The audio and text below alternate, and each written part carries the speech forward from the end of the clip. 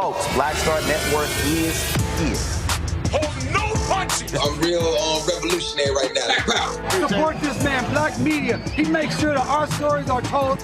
Thank you for being the voice of Black America, Roland. Stay black. I love y'all. All momentum we have now, we have to keep this going. The video looks phenomenal. See, this difference between Black Star Network and Black-owned media and something like CNN. You can't be Black-owned media and be scared. It's time to be smart. Bring your eyeballs home. You dig?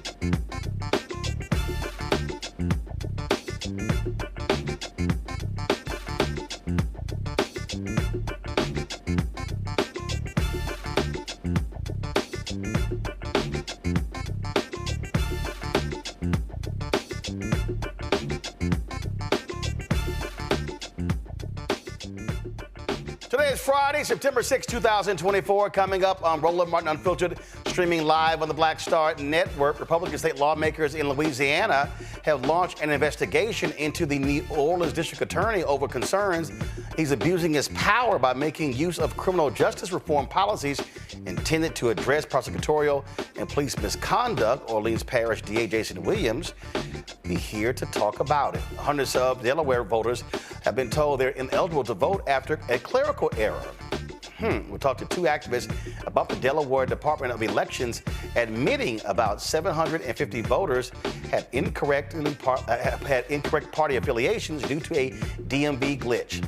Donald Trump's sentencing for in New York is going to get pushed back after the election. Also, folks are calling it an incoherent word salad. Wait till you hear what Trump had to say about childcare in America. Totally confused. Also, more political ads being dropped. We'll show you what some of those are saying. Pretty damn good ones. Plus, Georgia's mass shooting suspect and his father face a judge today to hear the charges against him. And former Congressman Freddy Jackson Jr. is trying to get a pardon from President Joe Biden. It's time to bring the funk. I'm Roland Martin Unfiltered on the Black Star Network. Let's go. He's got it. Whatever the miss, he's on it. Whatever it is, he's got the scoop, the fact, the find. And when it breaks, he's right on time and it's rolling. Best believe he's knowing. Putting it down from sports to news to politics. With entertainment just for kicks, he's rolling. It's on go, roll, y'all. It's Roland Martin, Rolling with Roland now. He's funky, he's fresh, he's real, the best, you know he's Roland Martin now.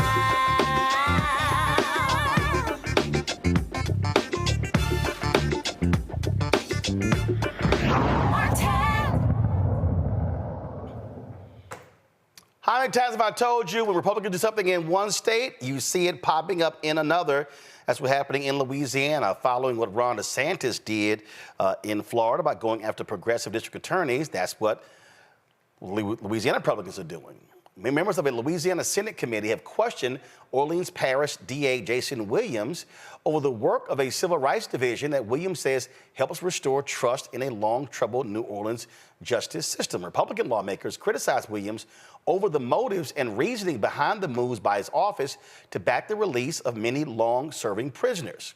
Joining us now from New Orleans is DA Jason Williams. Glad to have you here. So I'm trying to understand what the problem is. So explain to us why Republicans are complaining about this office. You know, I wish I could explain what was going on in their heads. New Orleans has been known for injustice for quite some time. That's not a new news story. And I'm simply trying to clean up our reputation as it relates to constitutionality and equal justice under the law for everyone, right? So the fact that we have worked really hard to bring crime down in the city of New Orleans, and we have faster than any other city in the country. And we're also reckoning with the sins of the past. And some octogenarians have come home, some for crimes they didn't commit, some for crimes where there was cheating within their trial. I don't understand why it seems like once we get one step forward, there needs to be 100 steps backwards. So I can't explain what Republicans are thinking. So what exactly does the office do? So I created a civil rights division to reckon with the sins of the past. We have been in the city of New Orleans an outlier for decades. We have been the prison capital of the world, the wrongful conviction capital of the world, the exoneration rate of the world, and we have had the highest crime rates at the same time during those particular decades. And this civil rights division is simply looking at cases to see if a police officer cheated, if a prior prosecutor cheated, to make sure people had a fair trial. And there's defense attorneys that have filed motions. Those motions are held in open court. We're simply allowing for there to be a place for review of these defective convictions. So this sounds very similar to what the late Craig Watkins did in Dallas with his integrity unit that looked at old cases, that tested DNA, and there were people who were actually exonerated. Facts are facts. We know reality that previous DAs have cut corners and have put people in prison by withholding evidence, by not properly testing. Those things have actually happened. So what it sounds to me like you're saying is we want to make sure that we got it right. And if we got it wrong, then those folks should not be sitting in a prison and then they later sue the city or sue the state as a result of a wrongful prosecution. You hit the nail right on the head. And, I know Craig Watkins. I studied his work. We're using some of his playbook. I don't know how this became a partisan issue. If an innocent person is in jail, that means the person who actually committed the crime has been left in community. I would think R's and D's, black and white, old and young, I would think everybody could support that effort. Clearly, that's not the case. Well, I'll tell you, because when you have these Republicans, their motive is very simple, to say that, and I'm sure they probably called you a Soros-backed DA. That's the language they use for any, non-conservative, hardcore, lock-em-up DA. This is what they do. This is how they complain. And they think that anybody is soft on crime if they are trying to, frankly, do right. Yeah, fairness does not seem like that should be something that we would want to fight about. I've said it during the campaign. I've said it during my tenure. Criminal justice reform and public safety are not antithetical. In fact, they're two sides of the very same coin, and you cannot have one without the other, because I need people in community to come to court and testify when someone has committed a crime. But when they don't believe in me and they don't believe in this system, they choose not to participate, which means the bad guys get away. And so we've got to understand that if we make everything a partisan fight, we're never truly going to achieve what we want, which is a peaceful, safe place to live. But this is also why I say these people are not really pro-life, because there have been individuals that have spent 20, 30, 40 years on death row. People who came close to death. I'm from Texas. I remember the Clarence Brantley case very well. That man came close 2 or 3 times being put to death, and he didn't commit the crime. And so I would think anybody would want to say, no, let's absolutely make positively sure that this individual did it. They just automatically assume, hey, never review it. And look, you've got the case in Missouri where the district attorney, Wesley Bell's office, has said there are issues with this here, and the judge has said, release this man. The Republicans in the state said, no, he got to stay in prison. The thing that gets lost in this argument, and I hope there'll be some sober minds at the Capitol that will actually be honest about the fact that we have been ground zero for mass incarceration, and that is absolutely an outgrowth of Jim Crow and an outgrowth of chattel slavery. But we found in my very first year, there was a man by the name of Jermaine Hudson We were reviewing his case because he was convicted with a non-unanimous jury. We Republicans and Democrats across the board said we need to come in line with the modern era. We need all 12 jurors to agree. We did that. And so we began reviewing the non-unanimous jury cases. And this individual, Jermaine Hudson, spent 22 years in jail and was about to plead guilty to a lesser crime to come home to his grown son. And the purported victim in his case called us from an inpatient facility to say that the crime never occurred. He actually lied about the crime occurring, but heard there was a DA that was willing to look, willing to check, and he came forward. He had come forward in the past and had been sent away from other DA's offices of my predecessors who ignored him. But this man was about to plead guilty to a crime he didn't commit, to a crime that never even occurred. And that's just how real it is. Just when you talk about somebody coming close to death or someone willing to plead guilty to something they did not do just to see their son. Right. And that's the thing right there that a lot of people don't quite understand. When you look at a criminal justice system, and we have seen and heard this all across the country, when they get presented with an option, somebody says, man, listen, if I got to plead to get 5 years, and these people are telling me they're going to put me away for 30, I'll go ahead and plead. I mean, we know of cases like this where the individual didn't do it, but they're making a determination saying, I can't get a break with this system, so I got to go ahead and plead. And then what happens is when the person didn't do it, what you're now dealing with, you're dealing with largely Republican lawmakers who will come back and say, hey, what's the problem? He pled. Well, there's a reason why he pled. They act like that stuff doesn't exist, like, oh, that's just television. And the other thing is we could hit this from two different angles. There's a moral imperative here, but there's also a fiscal imperative here. We are spending money taking care of men and women who should not be in jail, who could be taking care of their own families, who could be gainfully employed. This is debilitating the ability to invest in people to get better outcomes. Frederick Douglass said a long time ago, we still refuse to hear it. It is easier and better to build strong boys and girls than to try to repair broken men and women. But a broken system is breaking people on purpose. Well, and the thing for me is, do these people not realize what state they're in? We're talking about Louisiana is the mass incarceration capital of America.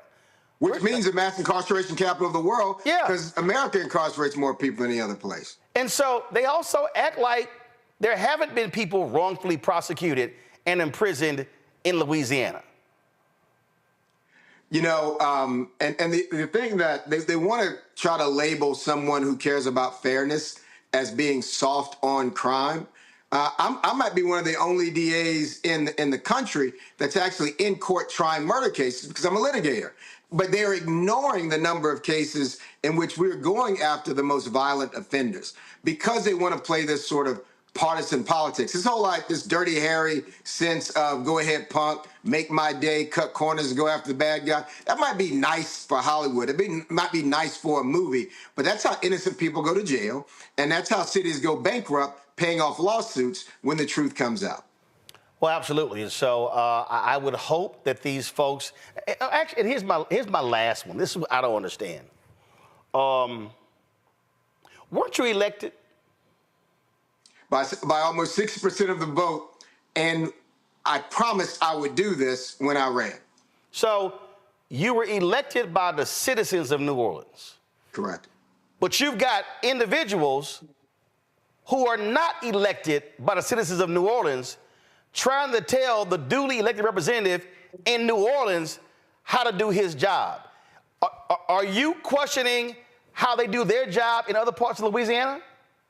You know, to my knowledge, it's the first time that a prosecutor, a duly elected prosecutor by the entire parish was brought before a Senate committee to be questioned about their policies and practices. My predecessor used the multiple bill, the habitual offender law, the 3 strikes and you're out. He used it almost 2,700 times in 1 year, when the next largest parish used it about 10 times, right? There was no questions when he was misusing the habitual offender law on folks for a couple of joints. for a chump amount of dope, for stealing an umbrella off someone's porch while it was raining. He was never questioned about his discretion when he was operating this way for nearly 14 years. But I have been questioned. Oh, so he wasn't questioned, but you're being questioned. Yeah. Also, I take it that DA wasn't black. He was not. I figured that. All right, keep us abreast of what happens down there. Thank you, Roland. It's good to see you, man. Yes, sir. I appreciate it. Thanks a bunch. Good luck. Folks, got to go to a break. We come back. I know my panel can't wait to weigh in on this, especially since I got two attorneys on the panel. You're watching Roland Martin Unfiltered right here on the Black Star Network. Matt's already shaking his head, licking his chops. He like, ooh, yeah. And I know Jolanda damn well, she got something to say. I'm going to have to go to her last, all the stuff she got to say. I will be right back on the Black Star Network. Next on the Black Tape with me, Greg Carr. There's a lot of talk about the inevitability of another civil war in this country. But on our next show, we'll talk to a noted author and scholar who says we're actually in the middle of one right now. In fact, Steve Phillips says the first one that started back in 1861, well, it never ended. People carrying the Confederate flag, wearing sweatshirts saying MAGA Civil War, January 6, 2021, stormed the U.S. Capitol, hunted down the country's elected officials, built a gallows for the Vice President of the United States, and to block the peaceful transfer of power within this country. On the next Black Tape, here on the Black Star Network. On the next A Balanced Life with me, Dr. Jackie, we're going to be talking about common sense. We think that people have it, know how to use it, but it is something that people often have to learn. The truth is, most of us are not born with it, and we need to teach common sense, embrace it, and give it to those who need it most, our kids.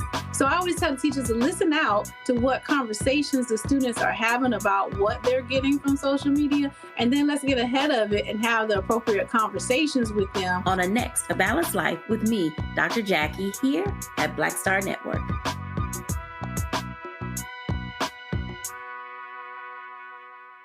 Hello, I'm Jamia Pugh. I am from Coatesville, Pennsylvania, just an hour right outside of Philadelphia. My name is Jasmine Pugh. I'm also from Coatesville, Pennsylvania. You are watching Roland Martin Unfiltered. Stay right here.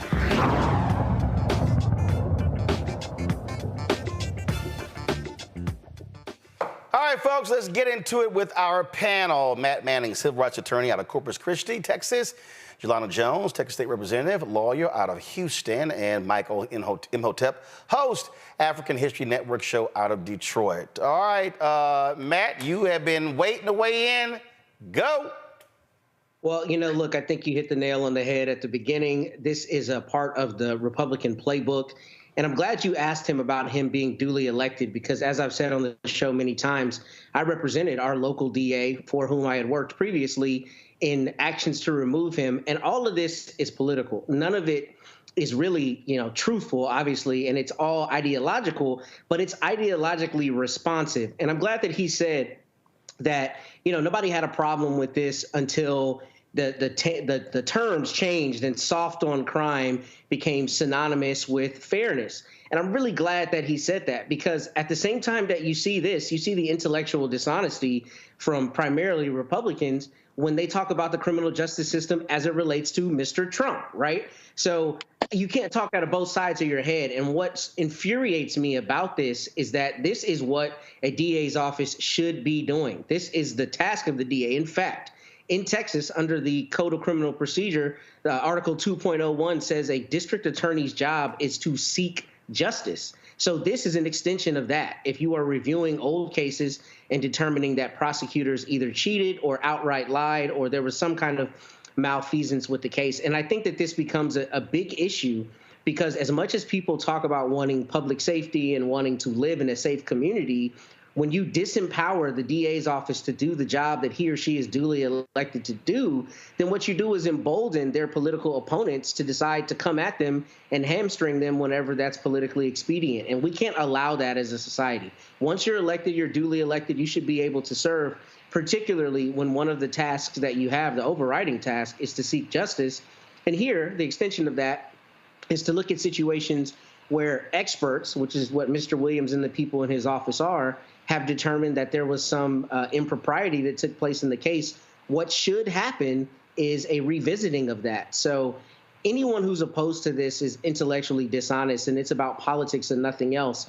But I do think there needs to be a stronger institutional response from prosecutors groups like Fair and Just Prosecution and other organizations that empower, quote, progressive prosecutors, because if they don't have an institutional response, then the DA I represent, or the former DA, and others like him, and others like Kim Gardner, will be in this situation continuously, and we can't allow that as citizens. Jolanda, let's just be clear. Republicans, they only want to see hardcore right-wing, lock-em-up prosecutors. They think that those prosecutors are perfect. Nothing is wrong with their cases. These Republicans have no problem when DAs cross the line. They have no problem when these DAs withhold evidence. And when you look at cases, and if all y'all people out there who love talking about, oh, you just being a shield for the Democrats, you just sitting here just speaking up for the Democrats, if you show me, I dare say, in the last 40 years, when you have a case where you have circumstantial evidence, or where you have folks relying on an eyewitness, or when you have questions regarding DNA, I will dare say 9.99 out of 10, you're going to have Democratic DAs or Democratic elected officials saying, let's stand up and get this thing right. And you're going to have Republicans, 10 out of 10, saying, damn that, it's good, move on. In fact, that was a Supreme Court ruling, I think it was Antonin Scalia, who literally said, even if that person is innocent, if they have exhausted all of their appeals and everything was done right, sorry. That's how crazy conservatives are on these type of issues, Jolanda. Yeah, so you're right. And I know that DA Williams said something like, I hope there's sober minds in the Capitol. Well, there aren't going to be. They're in Louisiana, let's face that. And here's what I see. And part of my law practice is criminal defense. And when I tell you that they hide evidence, and you are more likely to see under Democratic DAs, at least they'll allow us to go into that, and we have the opportunity to get rid of the prosecutors or strike evidence. And you didn't see that before. So I've been practicing law for 29 years. It's definitely different now. But what they do is they change the rules when Black folks get in positions of power. Even say, for example, where they're now doing the Grand Inquisition over DA Williams to ask him how he does things, the DA's greatest tool is discretion. And it's normally not challenged. I'm going to say that one more again. The greatest tool is discretion. You'll see a little white kid do something, and they like literally committed a crime. The DA has the discretion to say, well, I'm going to lock this kid up, or maybe I give them a scolding and I take them back to their parents and I say, hey, right? So they basically been scared straight. But DAs want to err on the side of locking us up. Here in Texas, for example, we had a whole bunch of Black judges take office. Now they've gone and they've changed. The rules for what qualifies you to be a judge have been the same for 40 years. Once a whole bunch of Black people got on the bench, they changed it and now have said, rather than having to practice law for 4 years, now you've got to practice for 8 years. And when we go back to session in January, they want to now make you board certified. So they're trying to make it more difficult for Black people to be able to be in these positions. Also first of all, you got to keep in mind, it used to be the system in the United States, I think it was in South Carolina, where you didn't need to go to law school to be a lawyer. And that's true as well. They literally, and when a black man became a lawyer, oh hell no, we got to change the rules. Oh, because that's what they do, right? That's just what they do. And so what's really scary is most of the laws for appeals, for whether you get a chance to go back to court or whether you exhaust your appeals, are in favor of believing whatever happened, even if it's unfair. Right? Even if somebody hid evidence from you, they're saying you should have known about it. So it makes it very difficult. It's extremely courageous and extremely different that we now have DAs that have conviction integrity units, because there are a whole bunch of non-guilt innocent reasons why people will plead guilty. You mentioned some of them at the beginning. I literally just had a case last year where I was ready to go to trial. no lawyer can promise a result, but I thought this was about as good a case as I could have had, and I expected to get an acquittal. So I prepared my client. We prepared the night before and the weekend before. We talked to the witnesses, and we were ready to go. The system is so unfair here that by the time we got to court the next morning, the mama had convinced the girl not to go to trial. She was like, the system is set up against you. And I was begging my client, please, please, please, can we go to trial? I can't promise you a result. And she wanted to do a PTI instead of going to trial because her mother convinced her, you're not going to get a fair shot, despite my skill. So that happens all the time. And it's sad because once you plead guilty, for the most part, you're stuck with it for life. So for all you maggots who are watching and y'all think that I'm lying, here's Matthew Perry, that brother in South Carolina I was telling y'all about. Watch this. And up until this time, South Carolina had a practice by which, well, it was known as the diploma privilege. If you had graduated from a law school in South Carolina, you didn't have to take the state bar examination. You were admitted under what became popularly known as the diploma privilege. Now, when the law school at South Carolina State was created, the officials decided, well, look, we've got to do something about this diploma privilege. And so they persuaded the legislature to enact a law requiring the passing of the bar examination by all law school graduates. And so I tell young people, anybody who has graduated since 1951, that if you had to take the bar examination, you can, of course, blame me. And up until... There you go. Oh, and also for all you idiots, y'all saw what happens when you play a video from Twitter, how it jumps to the next video you don't know? Yeah, dumbasses. Michael, go to you. What they're doing there in Louisiana, this is what white Republicans do when black people get in power or when it's progressive. This is what they do. And they always talk about local control, local control. No, they only want local control when they are the ones who are in power. Yeah, Roland, but it goes even beyond that. This is what white supremacists do when they are in power, regardless of political party. When in preparation for this segment, you know, I read this piece from Fox 8 Live, and in reading it and watching I watched a segment where they had District Attorney Williams talking about the resentencing, and it sounded like this was going back to the 1898 Louisiana State Constitution. And on page 2 of this article, it talked about how several of the resentencing cases included the alleged misuse of a U.S. Supreme Court case on non-unanimous juries.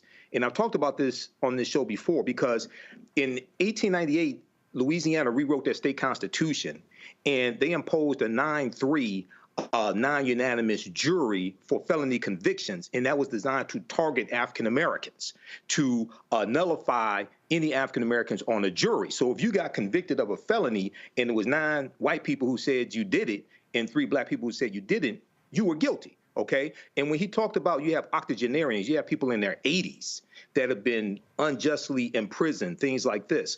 That goes back to understanding the devastation that Louisiana State Constitution did. Decades later, it changed to 10-2. It wasn't until 2018 that it was changed to a unanimous conviction, and that's because it was put on the ballot. So this is understanding the impact of law, okay? This is understanding the impact of policy.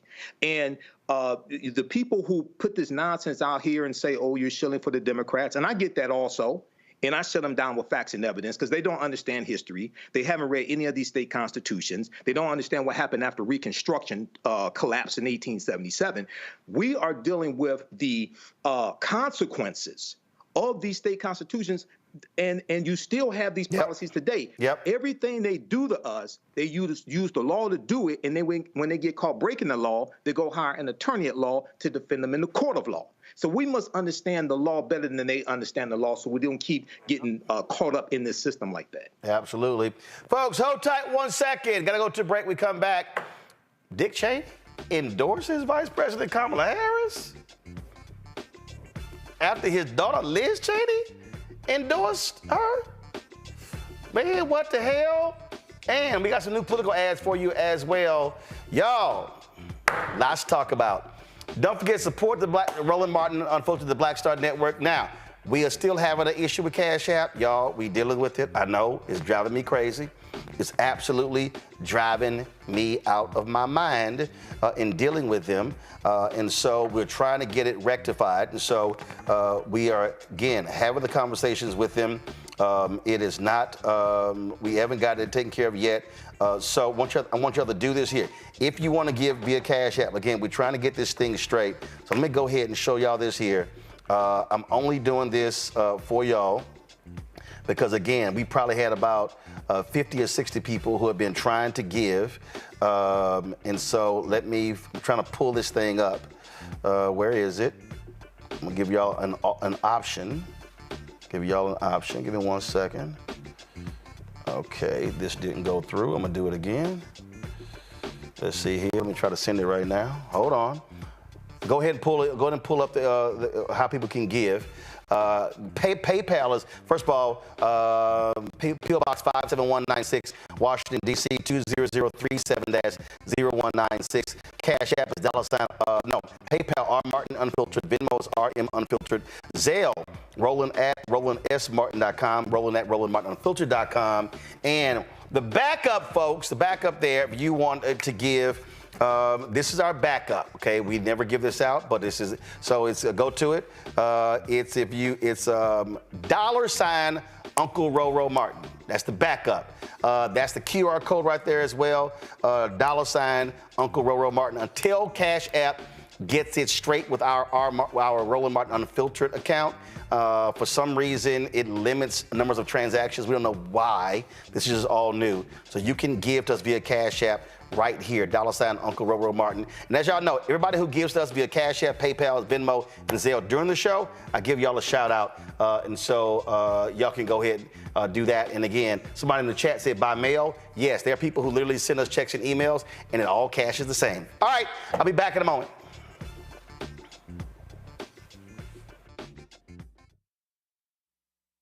Hatred on the streets, a horrific scene, a white nationalist rally that descended into deadly violence. White people are losing their damn minds. As an angry pro-Trump mob storms the U.S. Capitol, we're about to see the rise of what I call white minority resistance.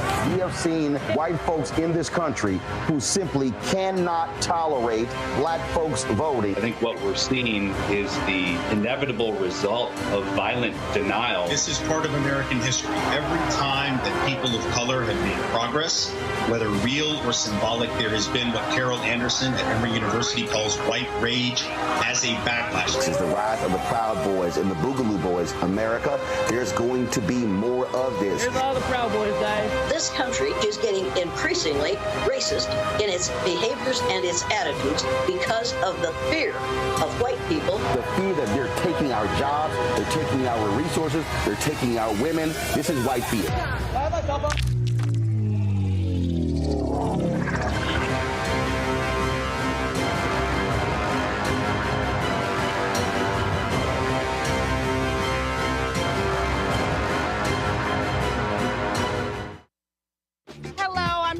Mitchell, a news anchor at Fox 5 DC. Hey, what's up? It's Tammy Roman, and you are watching Roland Martin Unfiltered.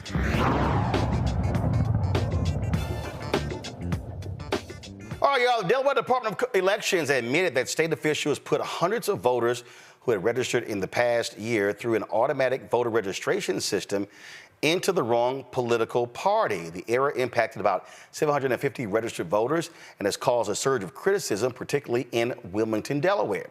Joining us now is Alicia Clark, the founder of Delaware Faith in Action Network, and Dr. Marlene Saunders, the chair of the Connection and Social Action Committee. Glad to have both of you here. So, Alicia, what the heck happened? So we're still trying to figure it out, Roland, but what we know is that we're in the beginning of the early election process, and our primary is September the 10th. Delaware has a closed primary, so you have to be affiliated with a party in order to vote.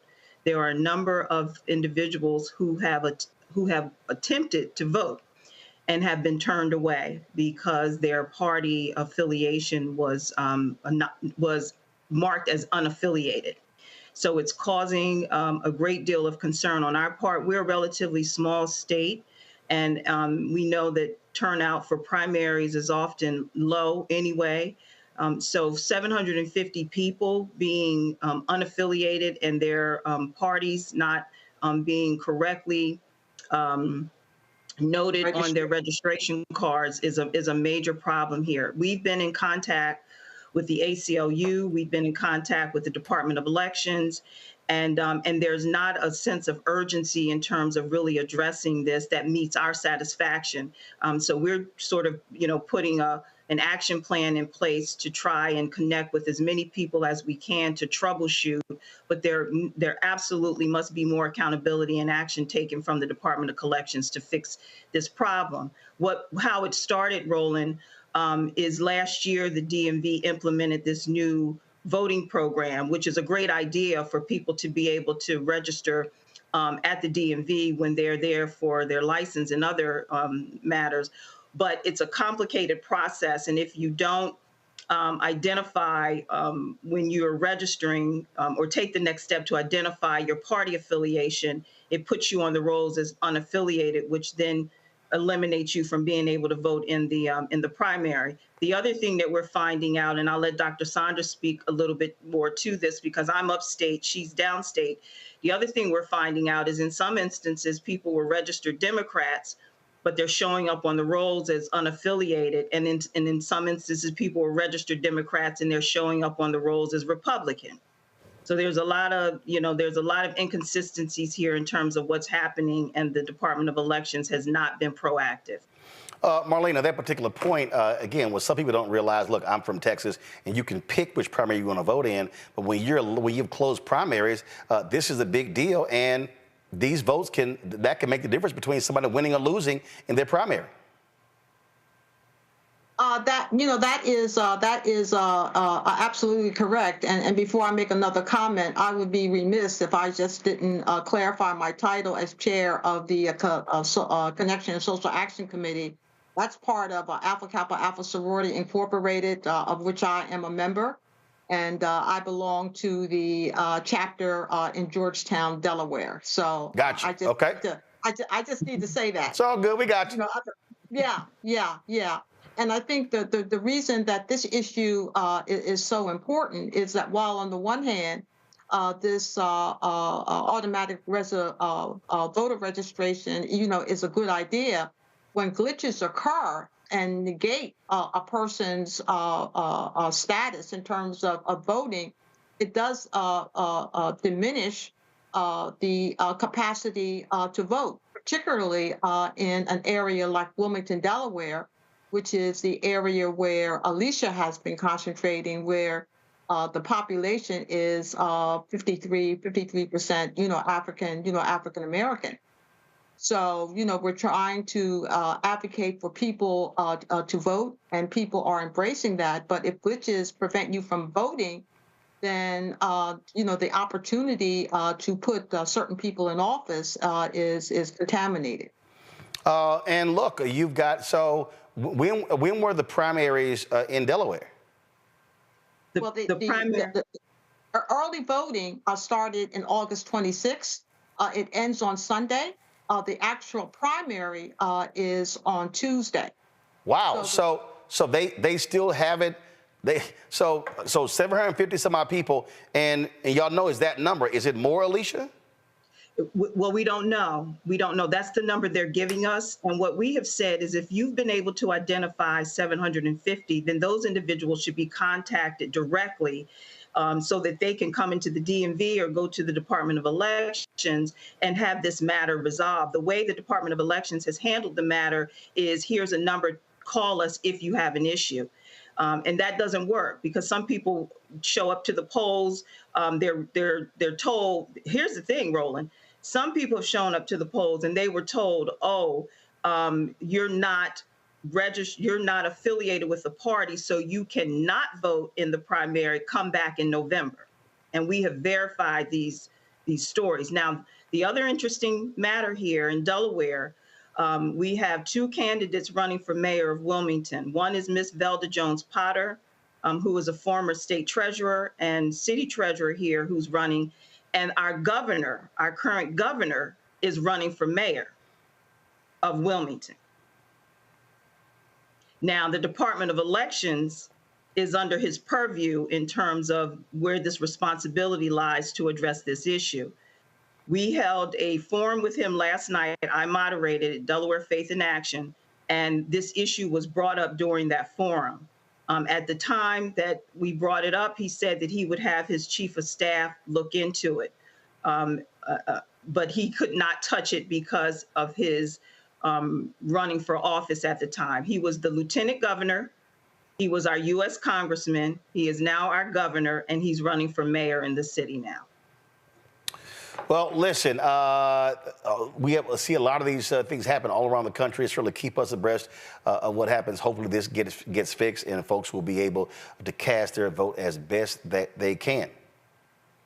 Thank you. And thank you for the time. And if I can say one thing. Go ahead. What we are advocating for people who encounter problems, do not leave the polling site.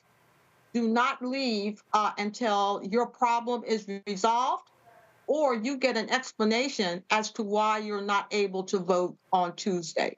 So again, we're telling people if you encounter a problem in Delaware voting, either during the early voting period, which ends on Sunday, or on Tuesday, a primary day, do not leave the polling site. Ask a poll worker to give you on-the-spot assistance, or ask for an explanation as to why you are not able to vote. All right. And they just put up the number for people to call the ACLU because we're tracking the issues here in Delaware. All right, then. Well, we appreciate it. Thanks a lot. Okay, Thanks, Roland. thank you. All right, folks, we come back. We're going to talk about new political ads coming up, including a devastating 8-minute film that shows how anti-black Donald Trump is. We got that for you as well. You're watching Roland Martin Unfiltered on the Black Star Network.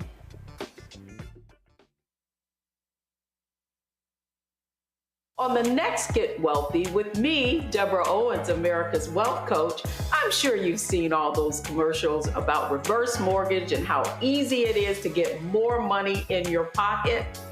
Well, this woman that you're going to hear from knew it was too good to be true, and because of it, she now has 7 figures in net worth. You know, wait a minute.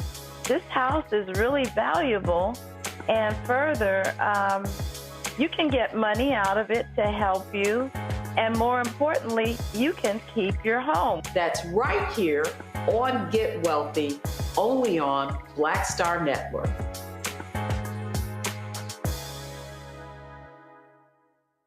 On a next, A Balanced Life with me, Dr. Jackie, we're going to be talking about common sense.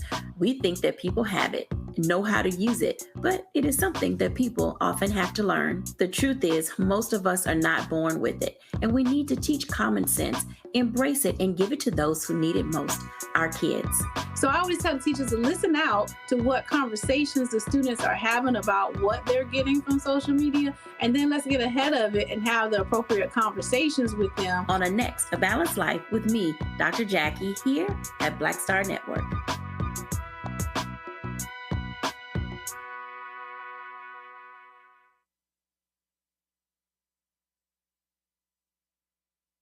Hi, everybody. I'm Kim Coles. Hey, I'm Donnie Simpson. Yo, it's your man Deion Cole from Blackish, and you watch Roland Martin Unfiltered.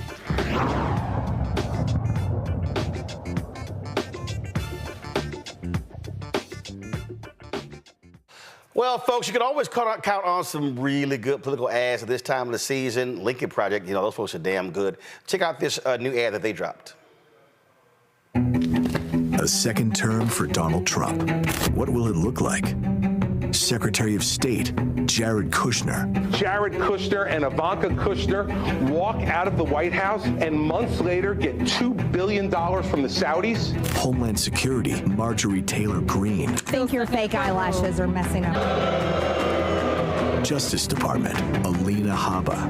This is where your taxpaying dollars are going, America.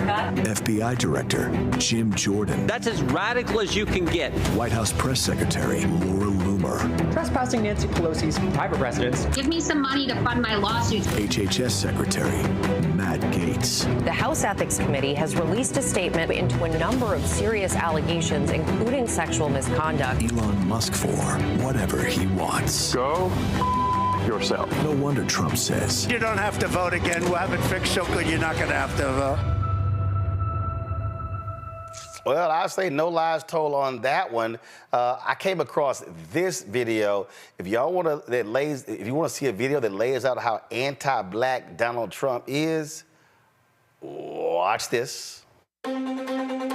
Black Lives Matter. There are a lot of thugs. I love the old days. You know what they used to do to guys like that? They'd be carried out on a stretcher. The president approvingly retweeted this video of one of his supporters. A horrific scene in Charlottesville, Virginia, a white nationalist rally that descended into deadly violence and chaos. I think there's blame on both sides. Very fine people on both sides. He has pulled one of the great cons in the history of politics. He could have been born in Kenya. A lot of people do not think it was an authentic certificate. I'm starting to wonder myself whether or not he was born in this country. I was the one that got him to produce the birth certificate. I didn't know she was black until a number of years ago when she happened to turn black. I have been the best president for the black population since Abraham Lincoln. Donald Trump, he's made it clear throughout his life that he believes black people are inferior. The Department of Justice accused the Trumps of violating the Fair Housing Act, arguing they were turning away renters based on race and color. Donald Trump took out $85,000 in ads in the New York City newspapers calling for the execution of minors who at that point had not even gone to trial. I hate these people, and let's all hate these people. He has said on multiple occasions that he doesn't want black people involved in the counting of his money or involved in the running of his world. He is a tried and true, dyed-in-the-wool racist. In Trump's head, you can't be a person of color and an American.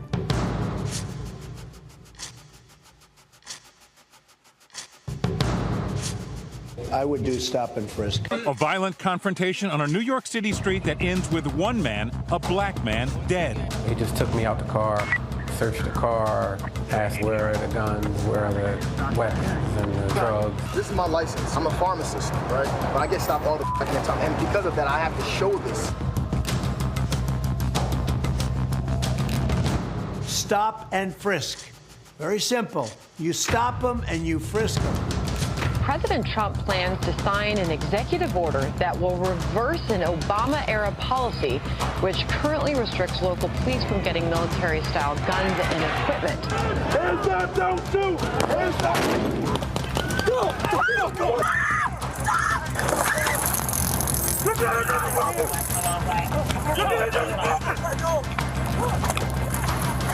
Why are African Americans still dying at the hands of law enforcement in this country?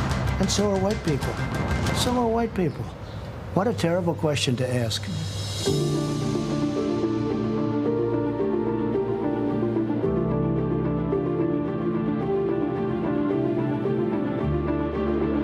Wages too high. We have to leave it the way it is. I worked at fast food for over 30 years, and I had to support my kids off of that money. Minimum wage is still $7.25. It's rough. Gotta work 2-3 jobs just to make ends meet. You have to decide whether you're going to eat or pay your bills. Look at how well the black community has been doing under this administration.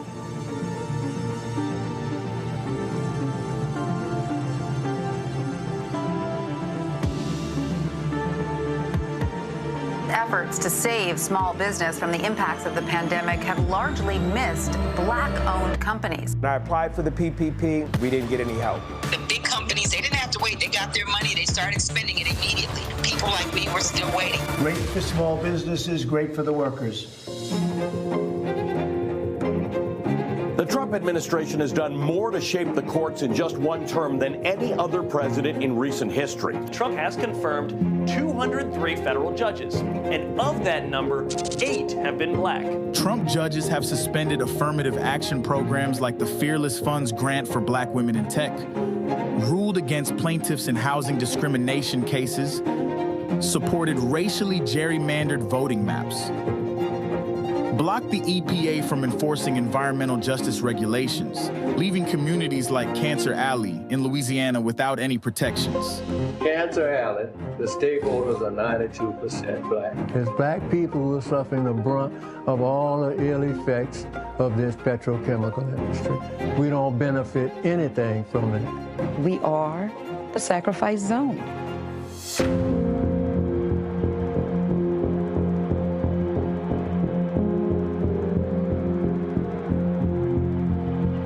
The vote. You should go into Detroit, Philadelphia, Atlanta, and you should go into some of these places, and we got to watch those votes.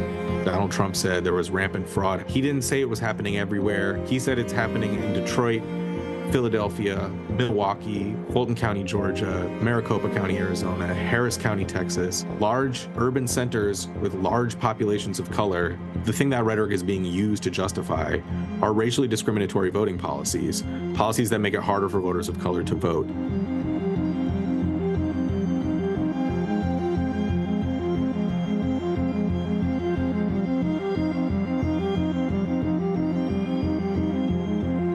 There is a definite anti-white feeling in the country right now. That's what he said. You know, nobody in your family was hung. Nobody in your family was chased because of the color of their skin. How dare you? There's no anti-white issue here. You are perpetrating anti-humanist issues here. You're living in poverty. Your schools are no good. You have no jobs. I got indicted a second time, and a third time, and a fourth time. That's why the black people like me. We've all seen the mugshot. And you know who embraced it more than anybody else? The black population. I'm being indicted for you, the black population. Kamala, they always say Kamala. And all of a sudden, she made a turn, and she became a black. Would you rather have the black president or the white president? I think they want the white guy. Look at my African American over here. Look at him. Racism. The least racist. I am the least racist person there is anywhere in the world. My favorite color is black.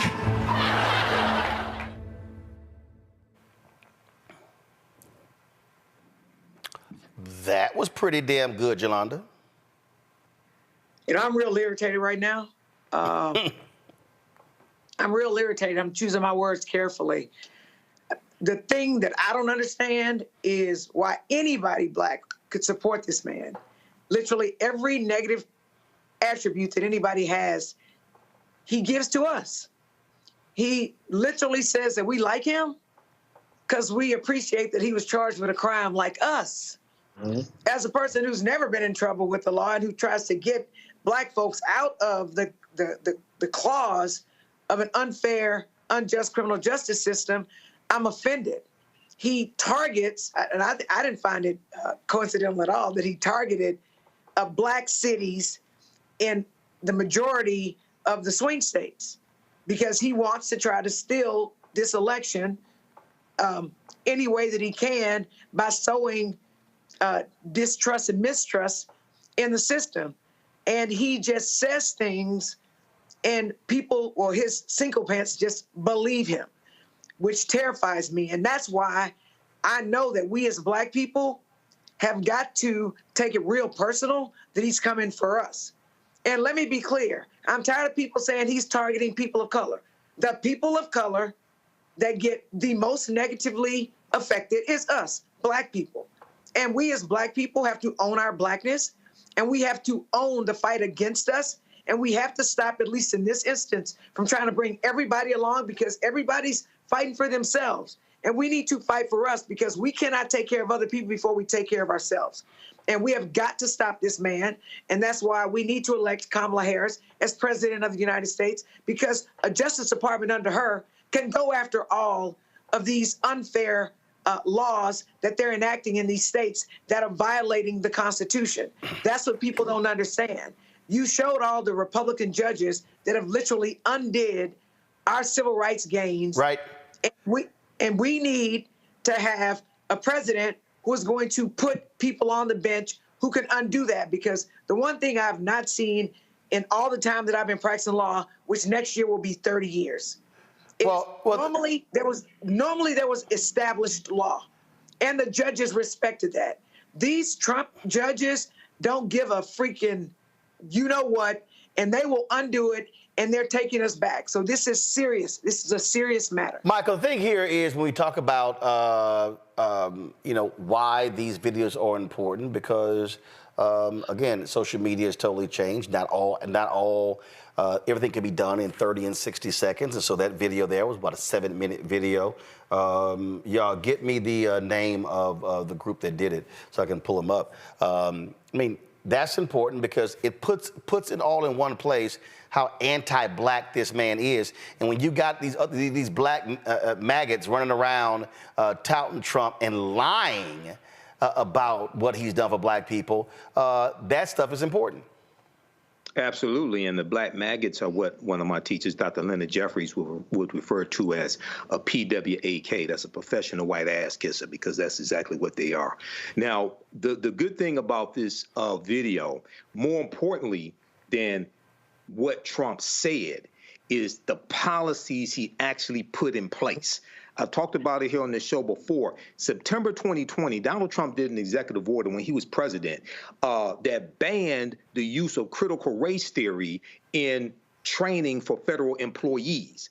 That's really where the anti-critical race theory movement started. That's 6 months before white conservative activist Christopher Rufo did his series of tweets in March 2021 attacking what he called critical race theory and redefining critical race theory. Then you look at the school boards, right? And how Stephen K. Bannon, who served in the Trump administration as a senior advisor, Stephen K. Bannon on one of his podcasts said that the way to political power in the country today is through the local school board. So we saw Moms for Liberty. We saw these right-wing initiatives to take over school boards. Donald Trump attacked the 1619 Project after he did his executive order in September 2020. And we saw this huge backlash from the right wing against the 1619 Project and Nicole Hannah-Jones. Also, Donald Trump nominated 2 attorney generals who were against criminal justice reform. So whatever Donald Trump wants to claim about the criminal justice reform that he did with Hakeem Jeffries' bill, okay, Jeff Sessions and William Barr were against criminal justice reform, and one of the first things that Attorney General Jeff Sessions did was he reversed Eric Holder's initiative on Smart on Crime, and he backed off of not charging low-level nonviolent offenders with the longest, harshest sentences. And he also backed off of police. He said he stopped the investigations into the patterns and practices of police departments, and he said we need to take a hands-off approach to policing as well. So we can look at the policies that Donald Trump implemented as well and how anti-black they were. Well, you know, he has to be stopped. I got you. Matt, that was a guy, some dude sent me an email, and he was just touting about, in the hood, folks had money in their pockets when Trump was president and all this sort of stuff. And I've heard that crap from so many other different people. And I sit here and go, y'all still don't have no idea what the hell y'all talking about. And I said, if there's any black person or any non-black person out there who thinks stimulus checks are going to be raining down on America, especially in the hood, if Trump is there, you are out of your damn mind, because guess what? That ain't happening. The stimulus, that was a once in 100-year pandemic, and it is not happening again. And I'm like, y'all might want to wake the hell up. Yeah, and it's something that he demanded to put his name on so he could take credit for that once-in-a-lifetime situation where they had to send those stimulus checks.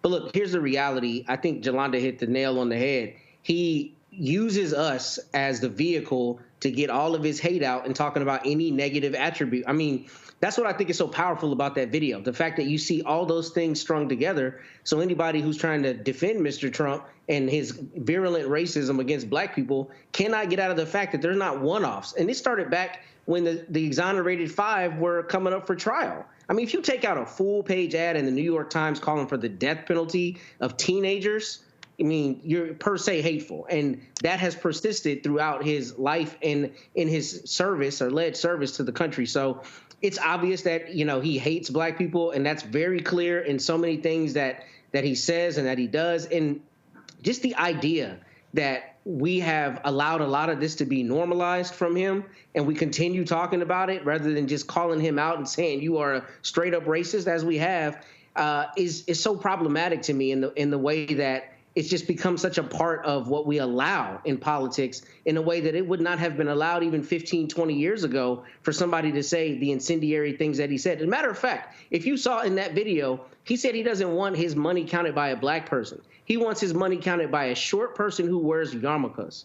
You know what that means? That's a comment to Jewish people, right? And that's the kind of thing you say when you do not have any regard for other people's humanity. And moreover, you are used to just going around saying whatever you want, no matter how hateful. And it's extraordinary to me that we are continuing to talk about the prospect of a second presidency from a known buffoon, a hateful buffoon at that.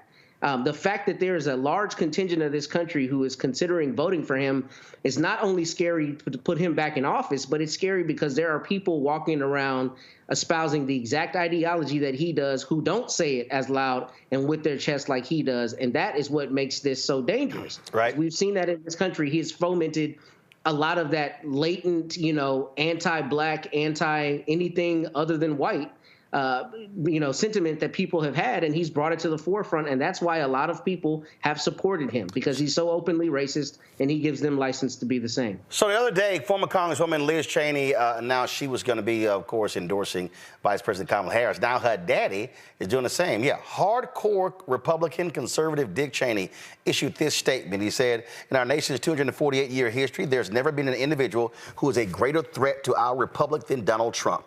He tried to steal the last election using lies and violence to keep himself in power after the voters had rejected him. He can never be trusted with power again.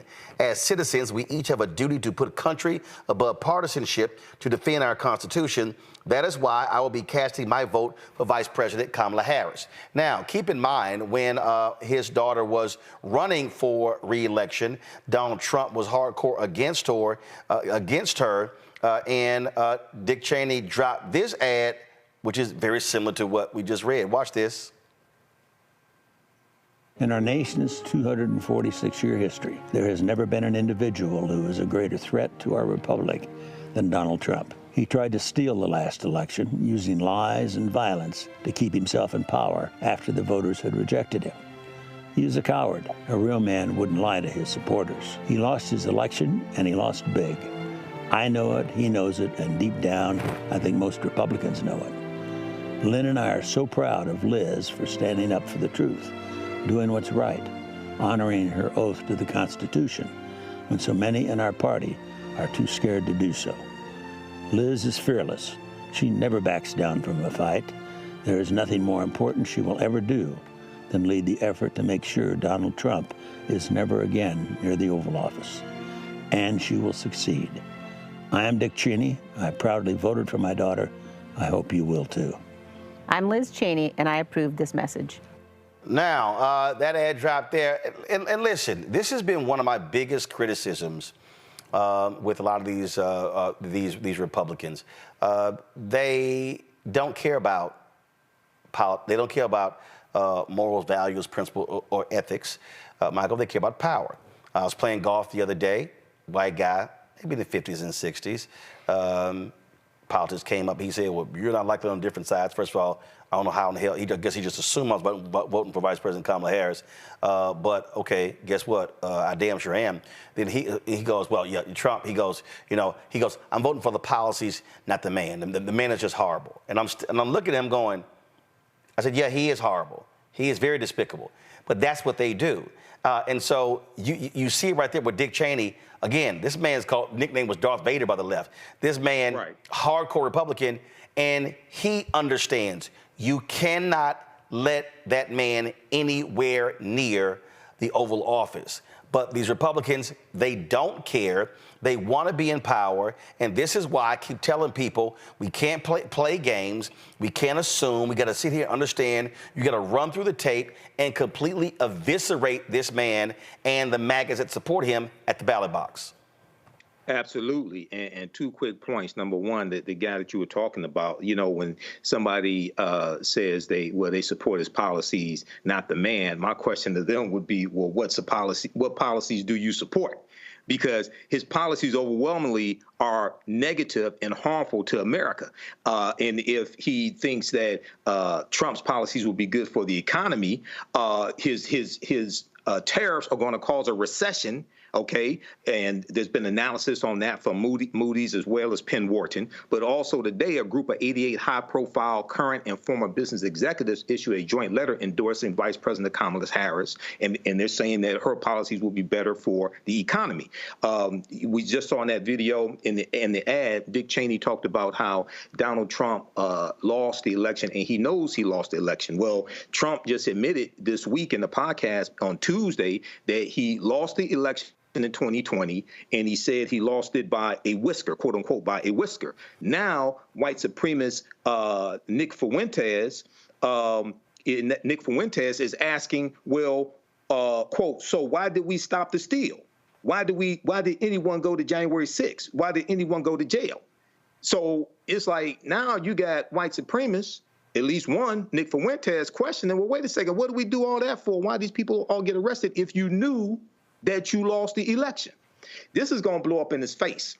It's going to get worse. It's going to get worse, and this man has to be stopped, period. He can never get back in the White House. Got it.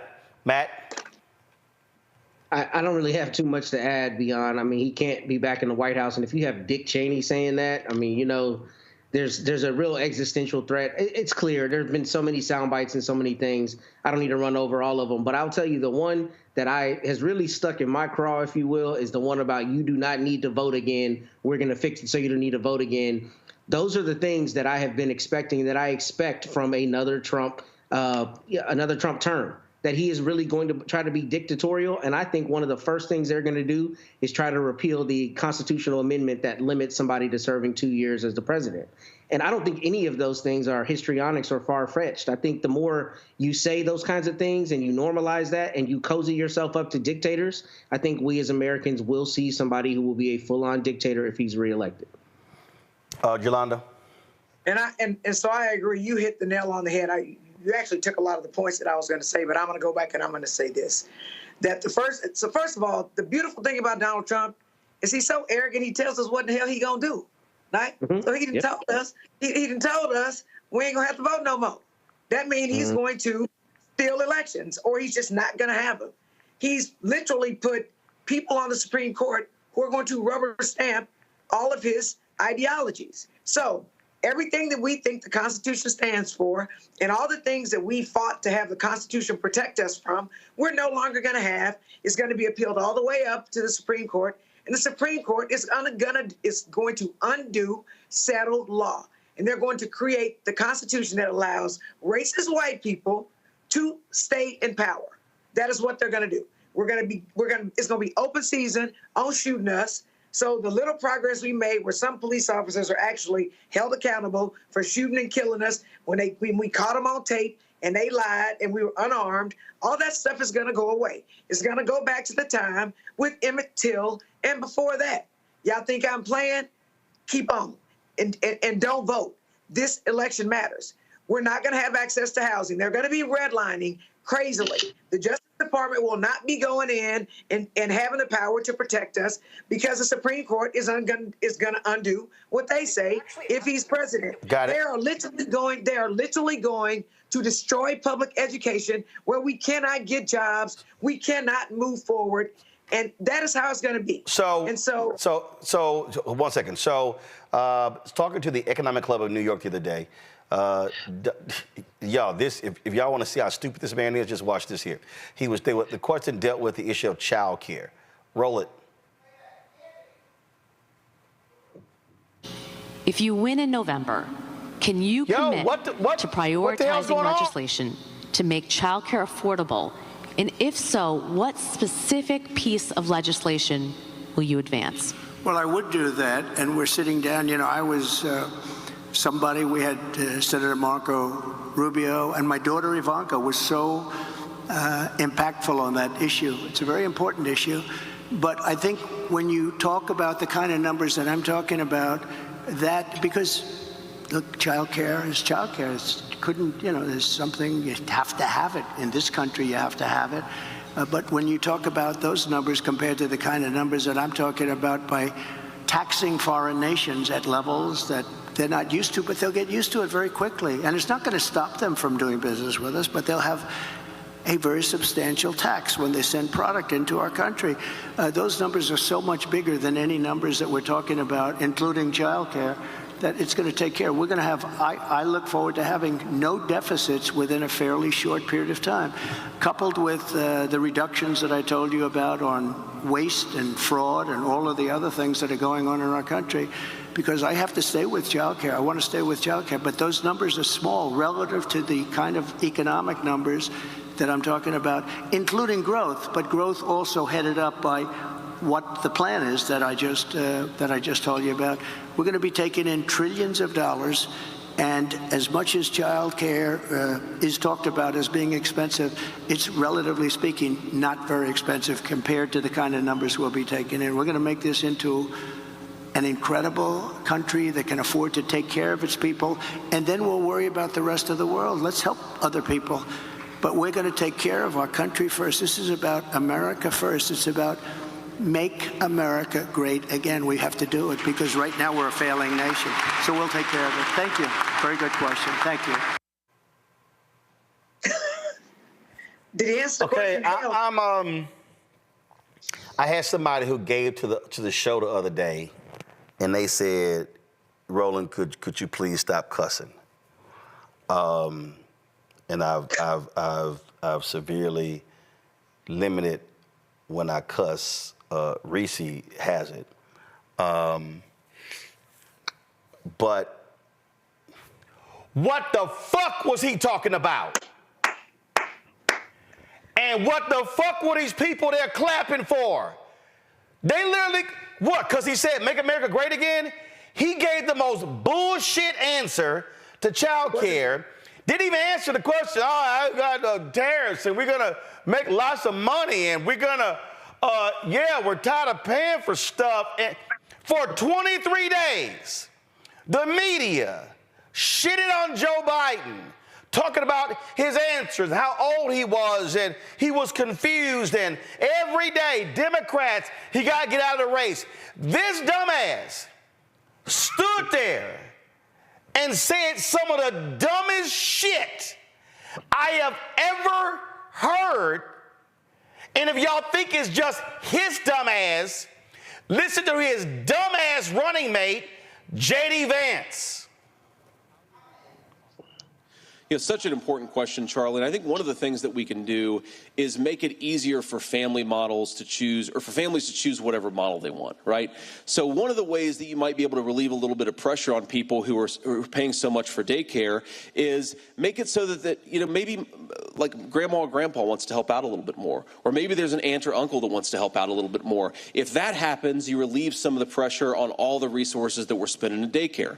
Now, you talk about just daycare. Let's say you don't have somebody who can provide that extra set of hands. What we've got to do is actually empower people to get trained in the skills that they need for the 21st century. We've got a lot of people who love kids, who would love to take care of kids, but they can't, either because they don't have access to the education that they need, or maybe more importantly, because the state government says you're not allowed to take care of children unless you have some ridiculous certification that has nothing to do with taking care of kids. So empower people to get the skills they need. Don't force every early child care specialist to go and get a 6-year college degree where they've got a whole lot of debt and Americans are much poorer because they're paying out the wazoo for daycare. Empower working families, empower people who want to do these things for a living, and that's what we got to do. All right. I don't know what the fuck.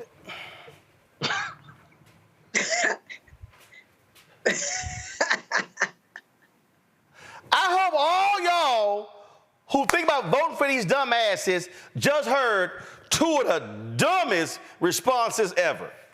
Well, maybe grandmama and granddad, maybe they.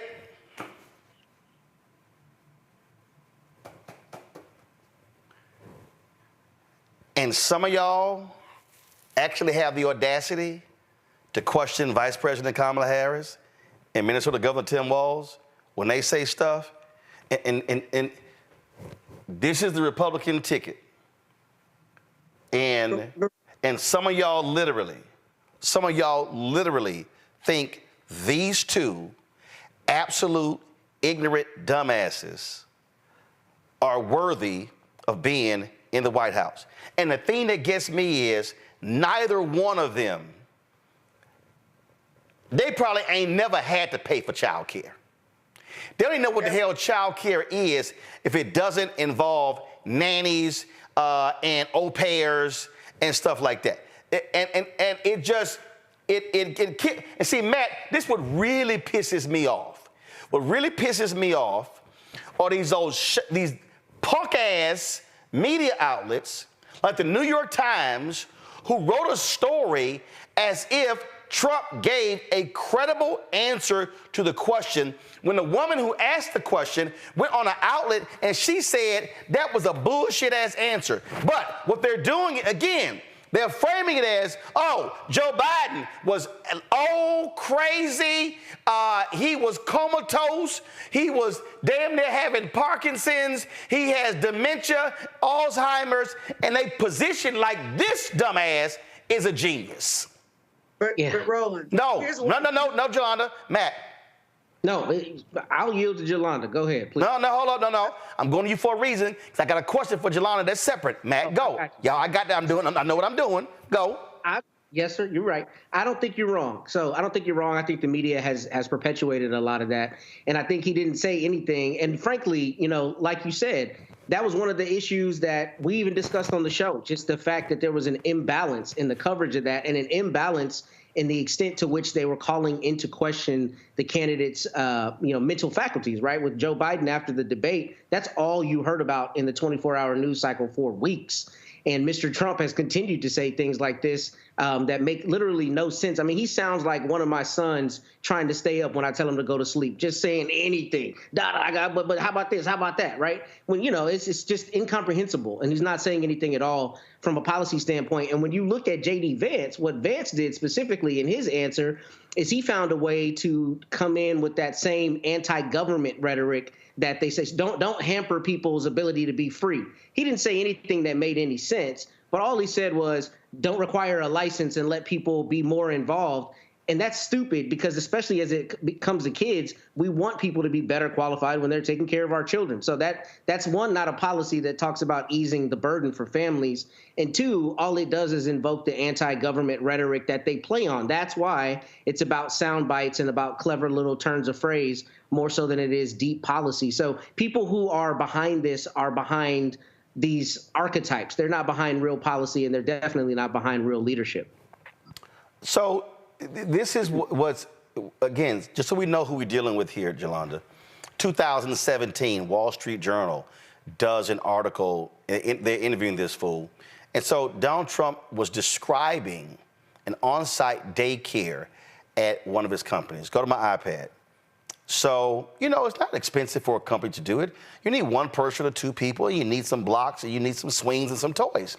It's not an expensive thing, and I do it all over. And I get great people because of it, because it's a problem with a lot of other companies. Then he points to these other, they call them Trump kids. Another one calls it Trumpeteers, if you can believe it. I have them. I actually have them because I have a lot of different businesses. He went on to describe a room that's a quarter of the size of this, and they have all sorts of, you know, it's beautiful. They have a lot of children there. We take care of them. And the parent, when they leave the job, usually in my case, it's clubs or hotels. When they leave the job, they pick up their child, and their child is totally safe. They come in during the day, during lunch, to see their child. It really works out well. Jolanda, they didn't exist. Right. They literally, these daycares, literally, he's describing a fictitious daycare. He flat out lied. And you know what these folks did? They let him go ahead and say it. But so my mother always said, why are you surprised when white folks white? Right? Why are you surprised when white media perpetuates white negative stereotypes of us and white lunacy? Which is why you and what you do is so important, because we can check them. And we all know there are always black people that think white folks' ice is colder. And they're going to trumpet and they're going to repeat whatever white folks say. And so what we have to do, Roland, we have to speak truth to power. We need to call bullshit bullshit.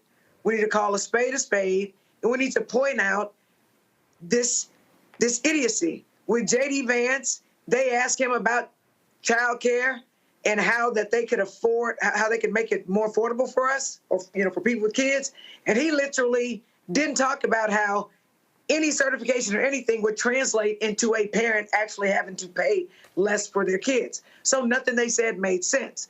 And so what we have to do is we have to run through the finish line on November 5th.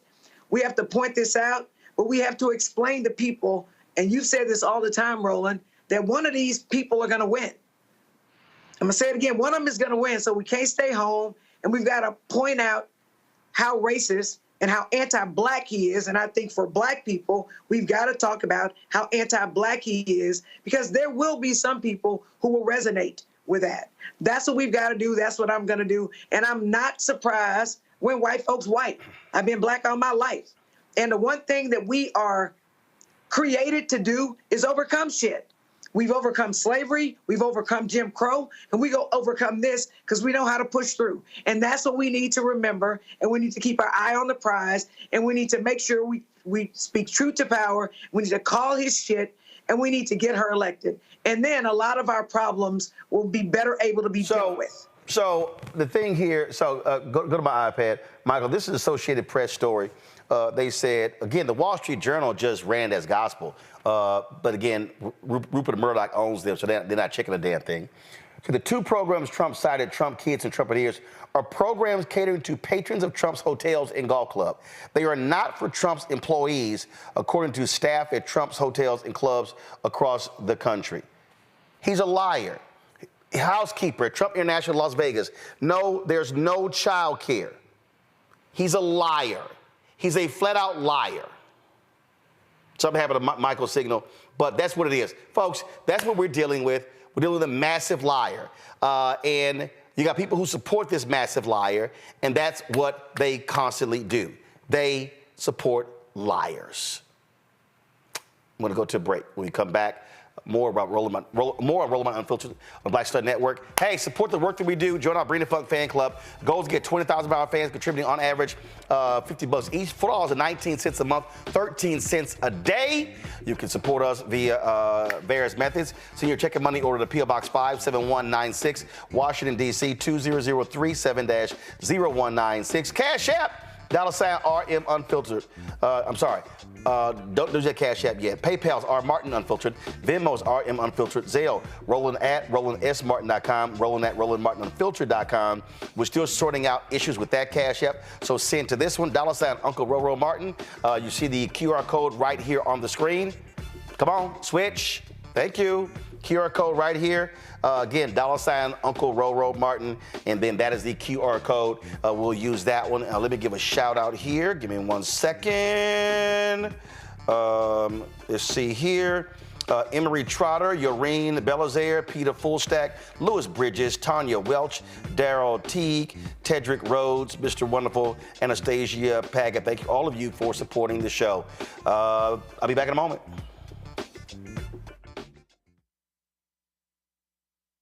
Hatred on the streets, a horrific scene, a white nationalist rally that descended into deadly violence. White people are losing their damn minds. As an angry pro-Trump mob storms the U.S. Capitol, we've seen shooting. We're about to see the rise of what I call white minority resistance. We have seen white folks in this country who simply cannot tolerate black folks voting. I think what we're seeing is the inevitable result of violent denial. This is part of American history. Every time that people of color have made progress, whether real or symbolic, there has been what Carol Anderson at Emory University calls white rage as a backlash. This is the rise of the Proud Boys and the Boogaloo Boys. America, there's going to be more of this. Here's all the Proud Boys, guys. This country is getting increasingly racist in its behaviors and its attitudes because of the fear of white people. The fear that they're taking our jobs, they're taking our resources, they're taking our women. This is white fear.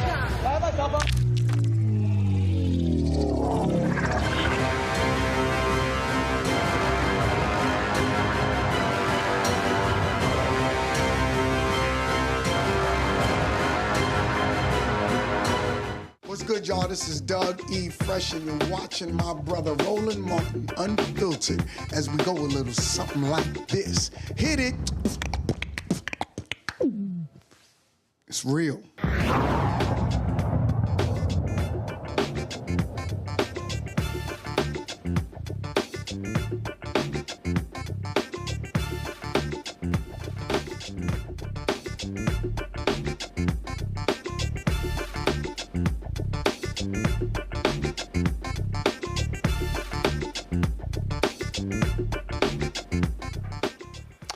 The suspected teen mass shooter faced a Georgia judge today. After hearing, Colt Gray's attorney did not request a bond. Colt is facing 4 counts of felony murder for killing 2 teachers and 2 students.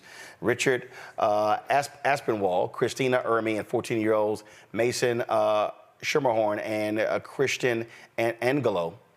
Those are the 4 people who were killed. Colt is being held in the Gainesville Regional Youth Detention Center. However, he's charged as an adult. His father, Colin Gray, also appeared before a judge today. He was arrested for allowing his son to have the weapon used in Wednesday's deadly shooting. The 54-year-old Gray faces 4 counts of involuntary manslaughter, 2 counts of second-degree murder, and 8 counts of cruelty to children. The charges are based in part on a warning that police gave last year when Colt allegedly made threats on a social media platform and Colin Gray's alleged purchase of an assault rifle for his son. Now, here's the issue that you have in Georgia. And again, this guy, Matt, was on the FBI's radar. They were aware of this kid. They were aware of the threats.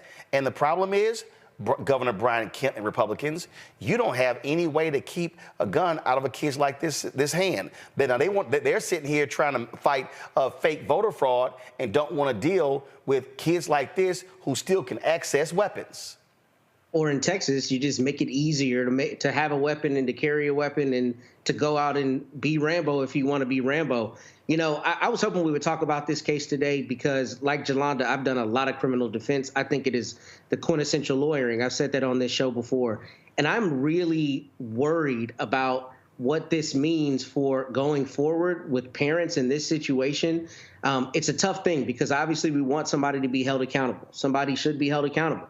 But here, I think it's the kid. The parent, even though the FBI had information that the child may have made some threats or something before, it really concerns me that parents are being charged, especially at this level, without there being very clear evidence that they were encouraging it. And I know that it's from a standpoint of he didn't deny access to the child or whatever the case may be. But I heard today a story about a local case where a person who had a gun safe, who had a key fob, who had all of the security stuff in place is being charged because their child got access to it. I tell you that to say this.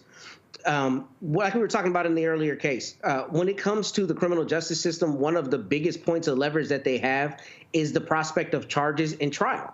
And in this case, this guy, I mean, I think we really need to have conversations about this parent and the people in Michigan, because if parents are being charged for what their children do without overt acts like you would have in a conspiracy, I think that just emboldens the ridiculous hardline prosecutors to start throwing out charges like murder charges that this guy now has to face because his son did something extraordinarily heinous. Don't get me wrong.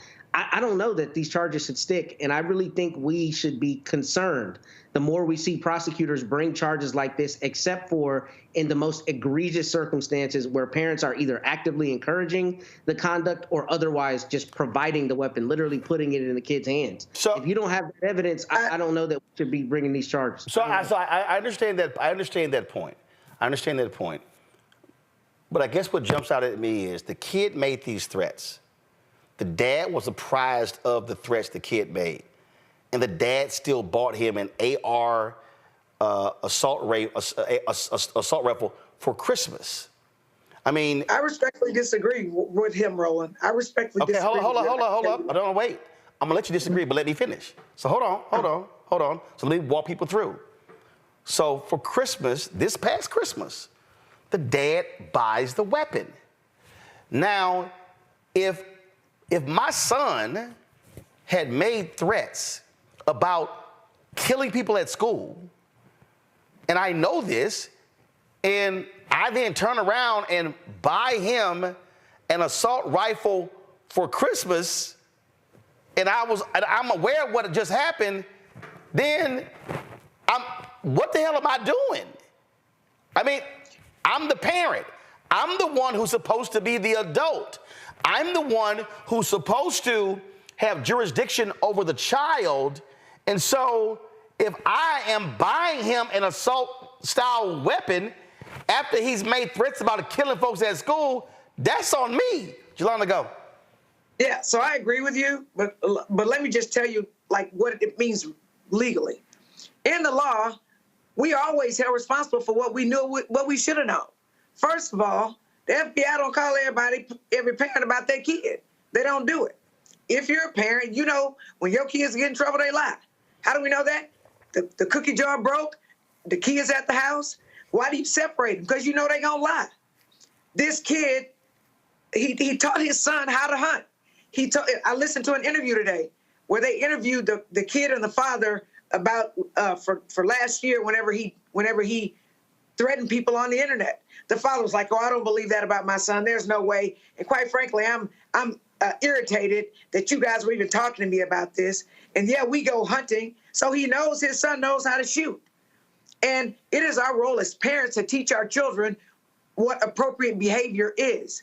And when you love your guns more than you love people, and you love your guns more than you love teaching your child right from wrong, then you absolutely should be held accountable for it. Because if the parents aren't responsible for their minor children, then who should? Should I be responsible for some kid I don't know? I don't know he has issues. I don't know the FBI called the house. I don't know none of that stuff. So I maybe can understand parents who had no indication of anything about their kid, but the red flags were all over the place with this kid. And when you have his mother, when you go back and look at their social media, they got all kind of issues with child abuse, child neglect, and all this other kind of stuff. This kid clearly needed some counseling or something.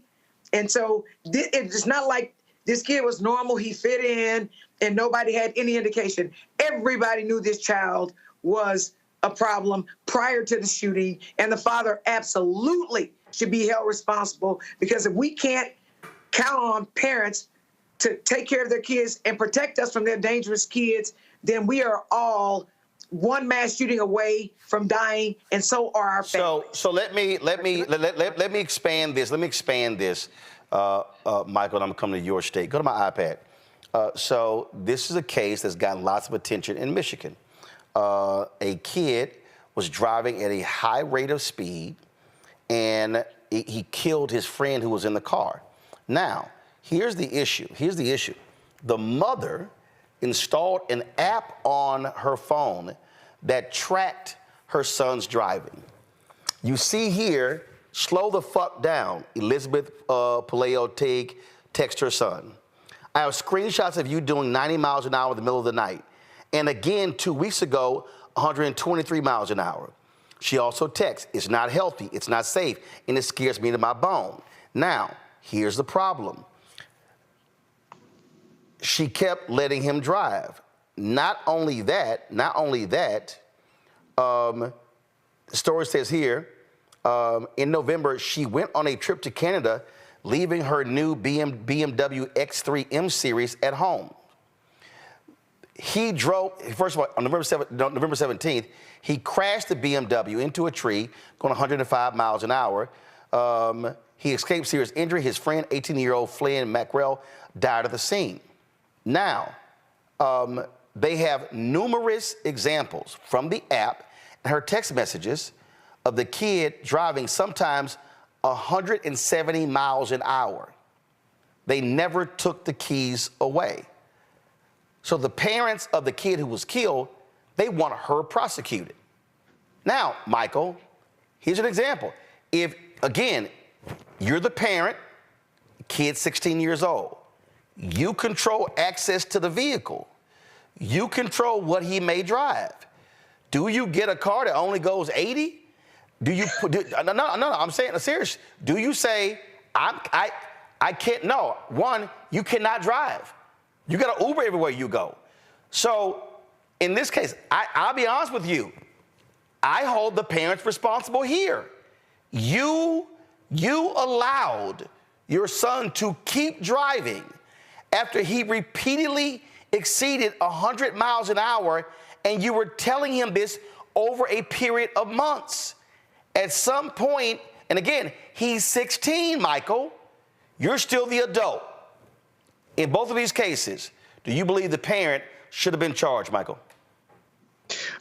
In the case here in Winder, Georgia, I think the parent definitely should have been charged, because when you look at the reporting from NBCnews.com, both Colt Gray and his son, both Colin Gray, the father, and Colt Gray were interviewed by the authorities regarding a May 2023 incident where allegedly Colt Gray was threatening students, okay? So it's not a situation where he can say he didn't know that he was threatening students or anything like that. He was actually interviewed by the authorities, and then he still bought the AR-15 assault rifle for his son after that, okay? So you have to bear some responsibility. What did you think was going to happen? And you taught him how to shoot, and you bought him a gun. And the other thing, why does a 14-year-old need an AR-15? I still don't understand that. In the case here in Michigan, this involves, I think this is a little trickier, because this is not a denial from the parent, and you have technology that kind of complicates things, but the parent has warned, you showed at least 2 instances where the parent warned the 16-year-old to slow down, and they were driving excessively fast. And then apparently we have evidence that the parent knew there were other instances where the child was driving excessively fast. So criminal prosecution, this is kind of uncharted territory. And in Michigan, this is where Oxford, Michigan was. We had an Oxford shooting. Yeah, so I'm about to pull that up, that particular shooting there. Again, kid kills. The parent. Kid kills 4 people, injures 7. Go to my iPad. Took place in November 2021. And his parents were sent to prison because they got him the weapon. Go ahead. Well, not only did they get him the weapon, but in that case, there was some red flags that they ignored. Also, they got him the weapon. They knew he had problems.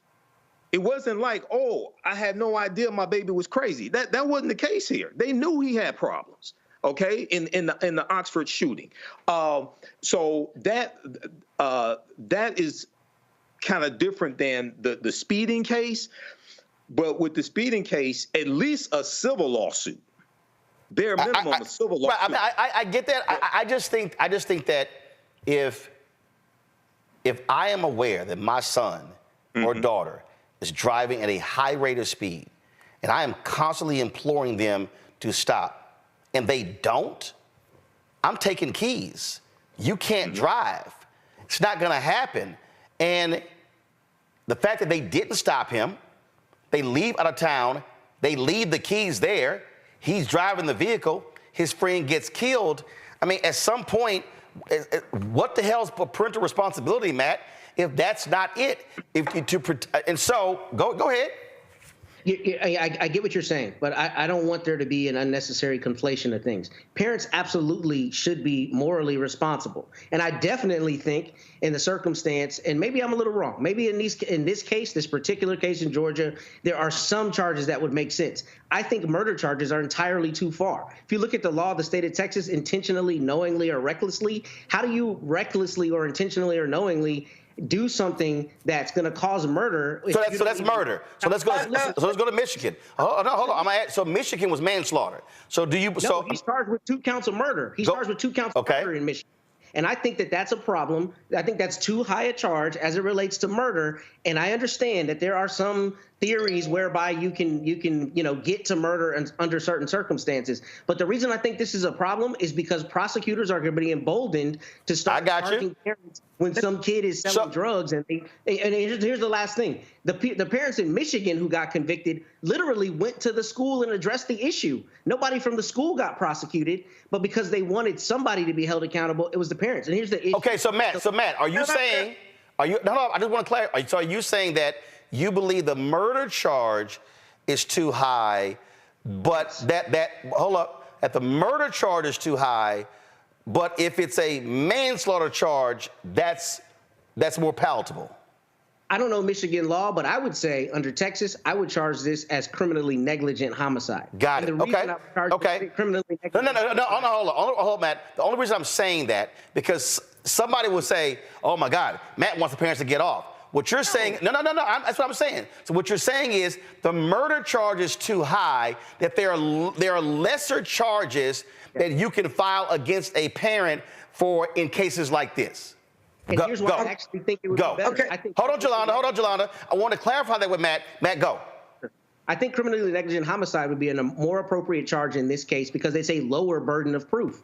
Part of the problem is if you swing for the fences, if this guy doesn't plead guilty because he's afraid, you may go and get a hung jury that says, I don't know that you've proven the mental state that he did it with the intent of aiding his son committing murder. Criminally negligent homicide, were you negligent in denying access to the gun? Yeah, probably, right? Got it. You get from that theory. But the bigger issue is we have to be concerned that prosecutors are trying to find novel ways to hold someone accountable in circumstances rather than addressing the overarching issue of gun policy and the prevalence of guns. And guns are everywhere. And your fear is that if we take this beyond school shootings, or in the case of Grosse Pointe, Michigan, driving at a high rate of speed, that all of a sudden what may then happen is a prosecutor may then, if drugs were sold, they may try to expand this in a way that it goes far beyond these sort of large, high-profile cases. Got it. Jolanda, go.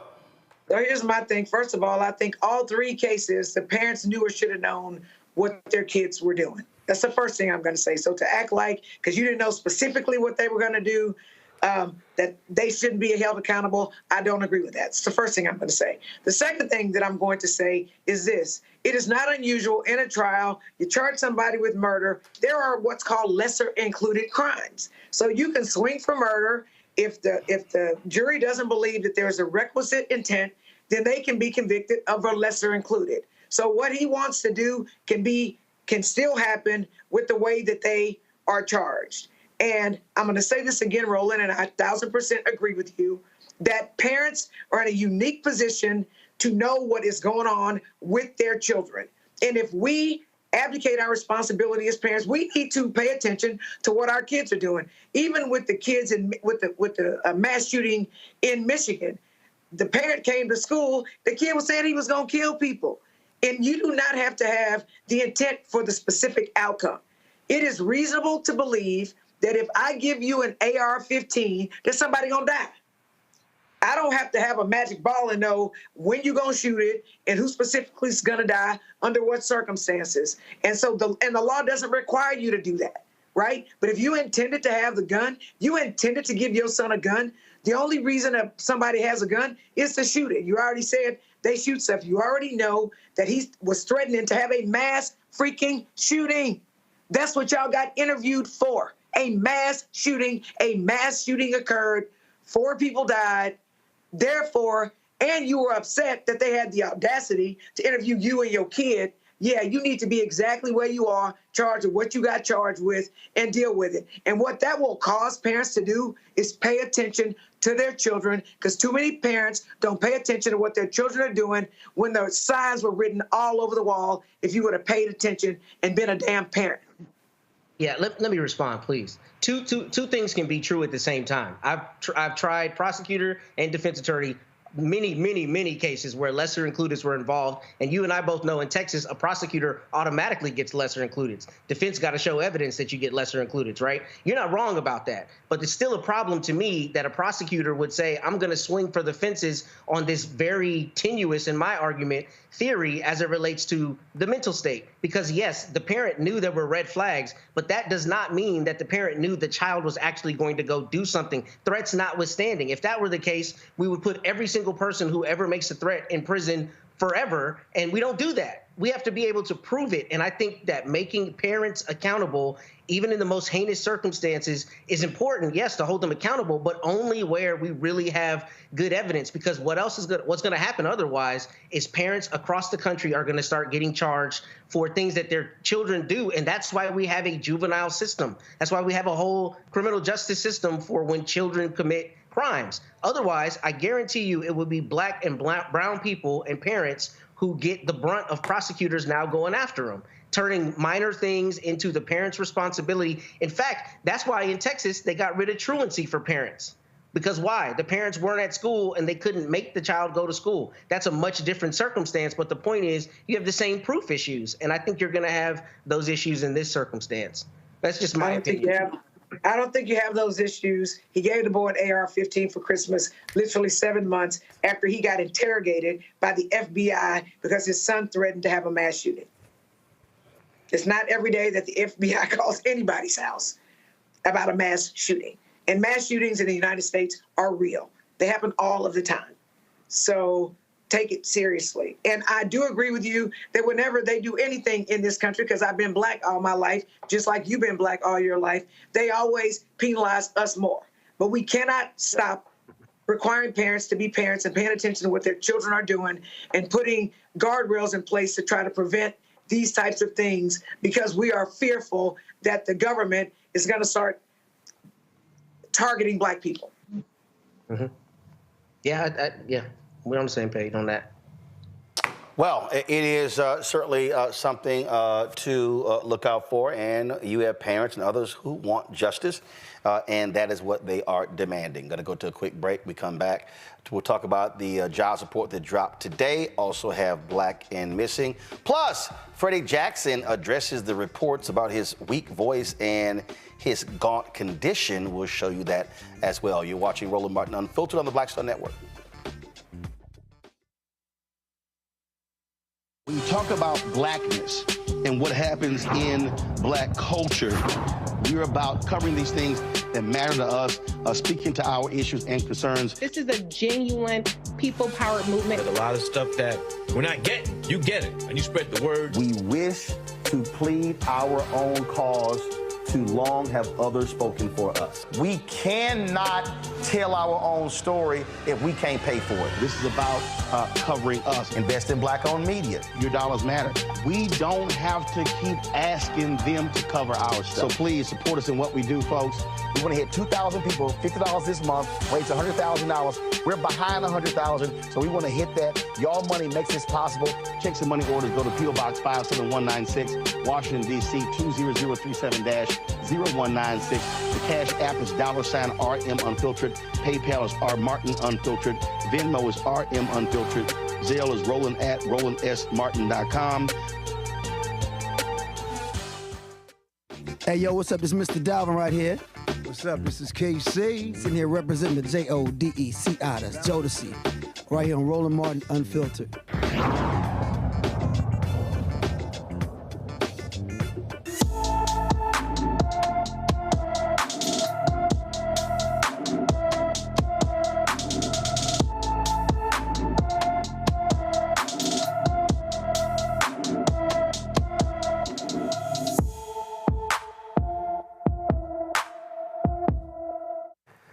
Tia Thacker has been missing from her Beaufort, South Carolina home since April 4th. The 15-year-old is 5 feet tall, weighs 114 pounds with black hair and brown eyes.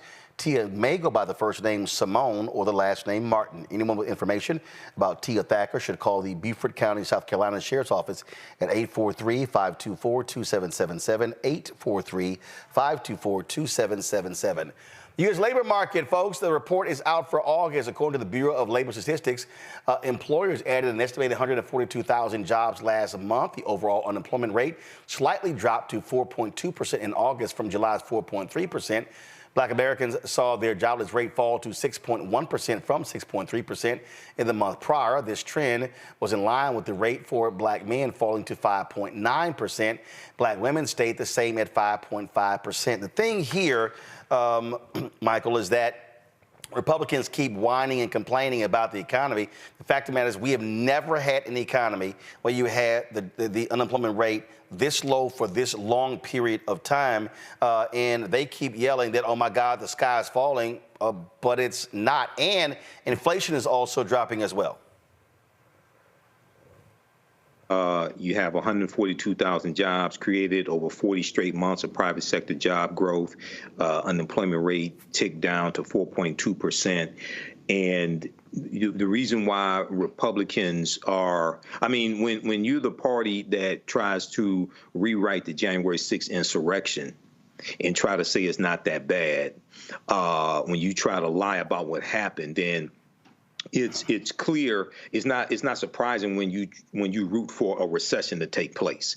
But if you want a recession to happen, let Donald Trump get back in office, because his tariffs are going to create a recession. So this is a healthy economy. It's not a perfect economy. Yes, you still have to continue to attack inflation, go after price gouging, stop the merger of Kroger and Albertson, things of this nature. But when you look at things to boost the economy, attack inflation, things of this nature, Republicans generally have no policies to address that. You're going to get word salad like you did with Donald Trump dealing with childcare costs. OK, they have no policies to address this. So we need to continue and understand how you know, the CNBC.com has an article dealing with how Donald Trump's economic policies would increase the deficit 5 times more than Kamala Harris's policies will as well. So this is all tied to who you vote for, and elections have consequences. You know, Matt, President Joe Biden posted this on his social. They posted it on a social media account. The United States has the strongest post-pandemic recovery in the world. And this is the thing that I sort of keep trying to remind people that a thing called a pandemic existed. And so when you look at real GDP recovery, the G7, so again, GDP recovery for the United States, 9.4%. Next highest country is Canada at 5.45%. Italy, 4.7%. You can go on and on and on. You see these various countries. And I know folks in the United States don't give a damn about the rest of the world, but the bottom line is this here. We talk about, I keep telling people, there was a thing called a pandemic. And that pandemic was in 2020, it was in 2021, it went into 2022. We still are dealing with the after effects of a pandemic. So this idea that it was just gonna just snap back is sort of like a bunch of crazy dudes. If a woman gets pregnant, has a child, and they think, oh, her body's gonna snap back. That's kind of it. I'm saying that because that's how stupid some people are. I mean, the reality is these things take time. And so we have to understand that these things take time. And folks went, well, things were better before the pandemic. Well, no shit. I mean, yeah, guess what? 1 million plus people died because of COVID. I'm quite sure those families would say, yeah, my loved one was alive before COVID. I mean, that's the thing that probably drives me crazy the most, this idea that, oh, why isn't everything back to normal? Well, guess what? You can go to any downtown in America and you will see things are not back to normal. Why? Because people are not in the office the way they used to. So what's the result of that? Commercial real estate is down. Massive numbers. Also, restaurants and other stores in downtown areas have closed shop or moved to other places because guess what? The people aren't there. And so I just wish Americans would stop being idiotic at times and understand that in order to recover from a 100-year pandemic, it's kind of going to take a little time. You're 100% right. But first, you're not going to get me in trouble referencing that metaphor you used a moment ago about snapping back. Well, guess what? I'm going to say it, and it's true. If you're a man and you're like, well, I don't understand why she ain't lost her baby weight, because dumbass, you didn't put the weight on. It's just, no, I'm saying it because people are stupid and act like, well, I don't understand. If a person's had a baby and they gained 40, 50 pounds, they ain't going to lose it in 3 damn days. Let the record reflect I did not comment on that metaphor. But I did. As it relates to this economic issue, I think you're right. And, we talked about this before. The Atlantic ran an article with the headline directly on this about basically people not only having misconceptions about the economy, but even more so having negative feelings about an actually good economy and a recovering economy. And I think you're right. I think, there's not enough value given to the economic effect that the pandemic had, but not only the literal economic effect, the psychological effect, the way we view it. And frankly, to your point, I was telling somebody at lunch today that I have many more clients than I probably ever would have had before the pandemic that I have never met in person, that I've interacted with remotely for whatever reason. That is the new normal in practice. I mean, there are a lot of lawyers that don't have offices. There are a lot of people who no longer get commercial real estate, exactly like you're saying. So the economy is not, I didn't realize it had recovered comparatively as well as it has, but I think that's a really good metric because I think it shows, the effect of good leadership and how that's culminated in a bounce back that most definitely would not have occurred under Mr. Trump. Yolanda, go. So I think, Roland, first of all, the pandemic actually created a whole new economy. We were forced to do things remotely that we didn't do before. So now you realize you don't have to pay that overhead for to go to the store, or now I can order my stuff online. So you're going to have to figure out new ways to create commerce because it's just different. It's not going back. That's the first thing I'll say. The second thing I'll say, and I'm going to use this as a personal experience, when I was pregnant with my child, and everybody knows that I'm a fitness freak because I'll be 59 come November, and I know I don't look it, but my nurse— No, you look 65. Go ahead. So my nurse said to me at the doctor's office, Yolanda, you didn't gain that weight in a day, and you're not going to lose it in a day. It's going to look like a baby still in there when a baby comes out. And it did take me a while. So you're speaking truth to power, Roland. But I'll also tell you something else that is— I know I am. Matt just scared. Too many people are looking to social media for reality when it's false. So people are showing vacations and they're doing this and they're doing that. And people think other people have money that they don't have. And they're projecting that onto their perceptions about how well they think the economy is doing. So I say kudos to President Biden and Vice President Harris because they do have good economic policies, and people just don't know the truth. And I'm going to keep saying this again. That's why I'm so thankful that you're here, because a lot of people listen to you and you break it down in regular people's terms so they can understand. Because I don't think most people know what gross domestic product means. They don't know those things, but the economy is doing well. It's doing better than it was, and we need to get President Harris come November 5th. I definitely agree with what's been said. And unfortunately, most Americans don't understand how the economy works. We've talked about before on the show the company that was sued for price fixing the price of eggs. They were sued for, they had to settle for about $53 million. Then also you had millions of chickens that were killed because they had the avian flu that drove up the price of the cost of chickens as well as eggs. The Ukraine war drove up the price of grain.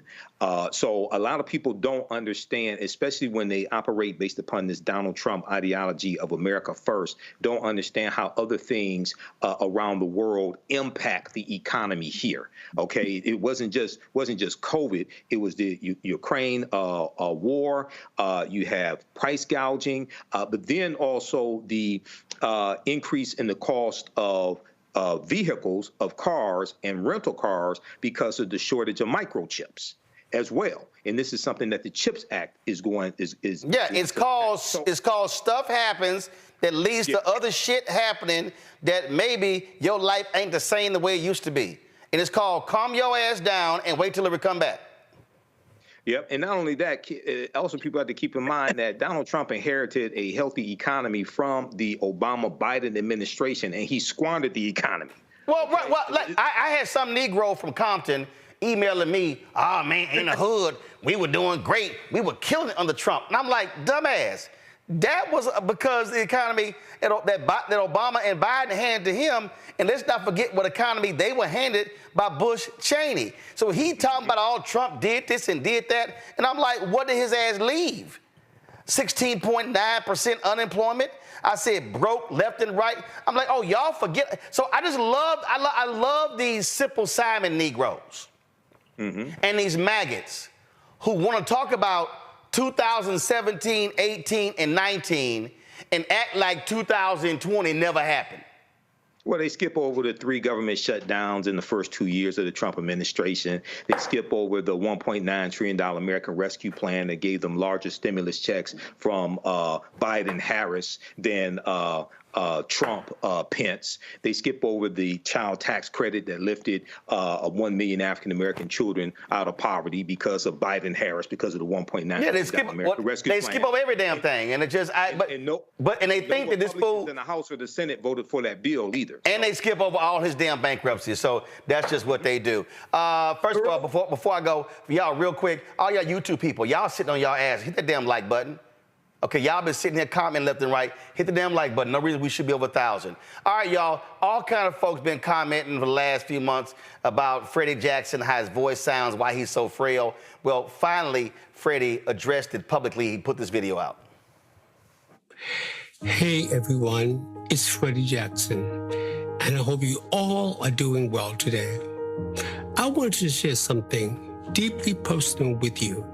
After a lot of thought and reflection, I've come to a point where I feel I'm ready to talk about a recent chapter in my life. I have been diagnosed with kidney disease. This journey has had its challenges, but I've decided to face it with openness and resilience. It's important to me that I share this with you, not just as a part of my personal story, but as a way to make a positive difference. I'm excited to let you know that I've partnered with the National Kidney Foundation. Together, we're working to raise awareness about kidney health and support for those who are affected by kidney disease. It's a cause that's close to my heart, and I hope our efforts will help shine a light on the importance of this issue. Your support has always meant the world to me. As I take this step, I'm turning my personal experience into a platform for greater understanding and advocacy. With your help, we can work towards better awareness and improved outcomes for everyone with kidney disease. Thank you for your encouragement, your love, and your support. It means more to me than I can express. From the bottom of my heart, I love you. You know, Jelana, that video is important because it was, I think it was about 2 or 3 months ago. He was performing in Jamaica, and man, folks were going in, talking about how he sounded, how he looked. And I mean, and look, he had massive amounts of weight. And I remember when he was, I'm gonna try to find a video in a second, when he was at the Jeffrey Osborne golf tournament, same thing happened. And I was like, first of all, I didn't realize that was Freddy Jackson. And I was like, what happened to Freddy? And of course, he had lost a large amount of weight. And so by now coming out, people now can chill out, just like when people were commenting about Chadwick Boseman when he was losing weight and not realizing that he was suffering from colon cancer. And I think Freddy is also right. By him speaking up, it will help advance the discussion regarding kidney disease. Yeah, it will. I also think that people should not have to share their medical diagnosis if they don't want to. But I also know that sometimes people just don't know about issues. And so to the extent he's sharing with us his kidney disease diagnosis causes people to pay attention to what causes kidney disease and how they can try to protect themselves from your kidneys failing. I think that that's important. So, because I've had people in my family that have needed kidney transplants. So I think a lot of times what you put into your body could cause you tremendous difficulties, and things that you can get away with when you're young, they will wear on you. Sort of like a car, you can do a lot of stuff when a car is brand new, but over time that same car can't take the same mistreatment, and then it falls apart. The same thing happens with our organs. So listen, you know, Matt, Yolanda's right in terms of, I mean, again, people, when you're an individual, I mean, you have privacy, and everyone has that. But unfortunately, the reality is when you're in the public eye, this is what often happens when people raise these issues. Well, first off, don't put me on this show with Yolanda again, because she says so much of what I want to say, except for where we disagree on the cases, number one. Well, that's why I tried to have your ass talk first. I had to tell her twice. I had to tell her several times, hold up, Matt. See, I tried to help your ass out. Well, let me help you out, because you missed the opportunity to say, Yolanda, you don't look 59 at all. I need to drink the water you drink. No, I did comment. I said 65. It's okay, brother. It's cool. Yes, it's all right. You missed it. But here's the point. No, I said 65, but she was going. She didn't hear. But go ahead. He just hating. He hating. Okay. Yeah, he hating. But it's all good. In any event, you know, I think she's exactly right. That has been my thought. That was my thought with Chadwick Boseman. It's a sad reality that the fact that someone is in the public eye, too often we don't afford them the humanity that we get as private citizens, right? The question should really come from a standpoint of, is the brother okay, rather than going in on him. And I think, you know, there is a level of curiosity that people are entitled to have. But frankly, if you remember on the show when we talked about Lloyd Austin, I had the same perspective, which is that, you know, especially when somebody's battling a really serious disease or very serious malady, I mean, the last thing they want to do is tell the whole world about it. And it's sad that sometimes they get boxed into that. But I do think there is a benefit to raising awareness and encouraging other people to make sure they're living their healthiest lives. It's just a sad thing to see that in the midst of this, rather than, you know, coming around them, we start asking questions, and a lot of times from a negative standpoint. And I wish that didn't happen. Michael?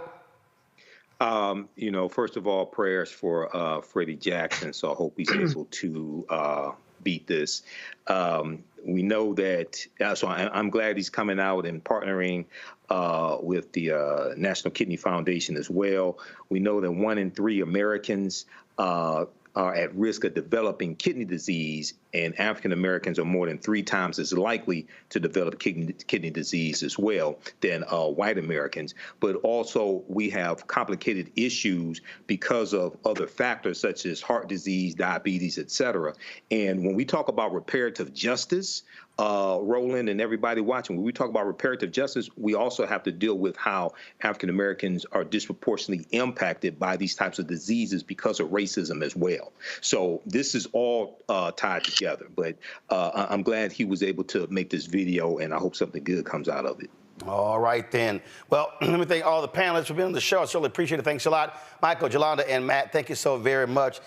And some of y'all were sitting there commenting in the chat. I'm going to go ahead and do this here because y'all were like, is that Eddie? So, yeah, this was actually at the Jeffrey Osborne Golf Tournament. So before I close the show out, man, I'll go ahead and let y'all have a little taste of this, what it was like when I go to these golf tournaments, when they have these sing-offs. Roll it.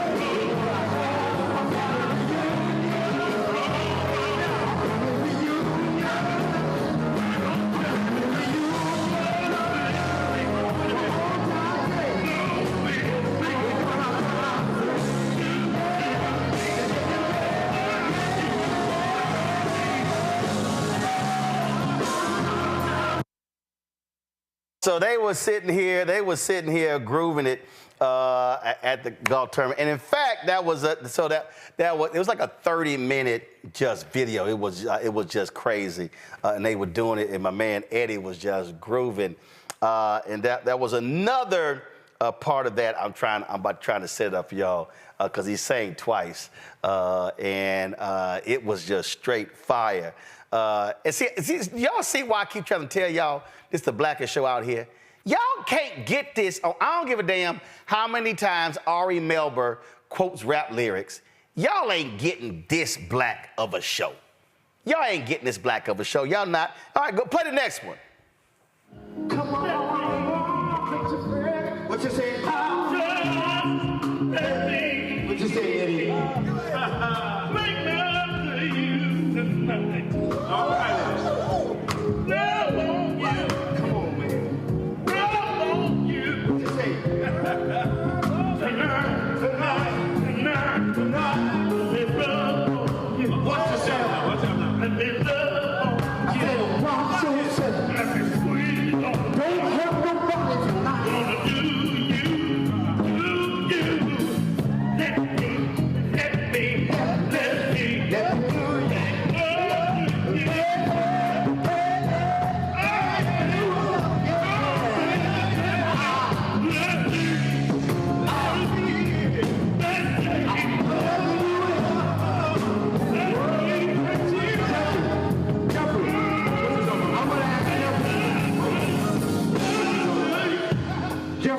Man, I told y'all this is the blackest show out here. All right, y'all, that is it for us. Again, let me thank the panel. I appreciate them being on today's show. Let me thank all of you as well for being with us. Don't forget, join the Bring the Funk fan club. See your check and money order. P.O. Box 57196, Washington, D.C. 20037-0196. PayPal, R. Martin Unfiltered. Venmo is RM Unfiltered. Zelle, Roland at RolandSMartin.com, Roland at RolandMartinUnfiltered.com. And again, our RM Unfiltered Cash App has some issues. Hopefully, it will be fixed by tomorrow. A lot of y'all have been trying to give, and so we will send y'all the notices. But do me a favor, use this Cash App, $ Uncle Roro Martin. That's the backup one. Again, you can scan the QR code, but just point your camera to the screen, and then it'll take you right to the Cash App. Or type in $ Uncle Roro Martin, UNCLEROROMARTIN. Folks, that is it. I will see y'all. Say it again. Carol, what? Oh, yeah. So Tuesday, September 10th, we are going to be live right here beginning at 7 p.m. We're going to be going 7 p.m. to 1 a.m., y'all. It's going to be fire. In addition, we're going to have to change the graphic, y'all, because not only are we having our coverage of the debate, we're also hosting a watch party with the Congressional Black Caucus. And so our studio is going to be buzzing Tuesday night. I'm telling y'all, it's going to be the blackest coverage you will find. We're going to have Congressional Black Caucus members here. We're going to have our panelists here. We're going to have a bartender. We're going to have some food. It's going to be a straight up black house party on Tuesday. I cannot wait for y'all to check it out. Y'all don't need to watch nobody else. I'm telling y'all, CNN, MSNBC, Fox News, ABC, NBC, CBS combined are not going to have as many black voices as we going to have on Tuesday night. And so, y'all, September 10th, let's blow the numbers out. I want 30, 40, 50,000, 100,000 live views come Tuesday night, y'all. I'm telling you, it's going to be lit. So prepare yourself for the blackest presidential debate show coverage anywhere. All right, folks, I'll see y'all on Monday. We always end Fridays by showing you all of our donors. More than 30,000 people have contributed to our show since day one. We want to thank all of them. I'll see y'all Monday. Holla!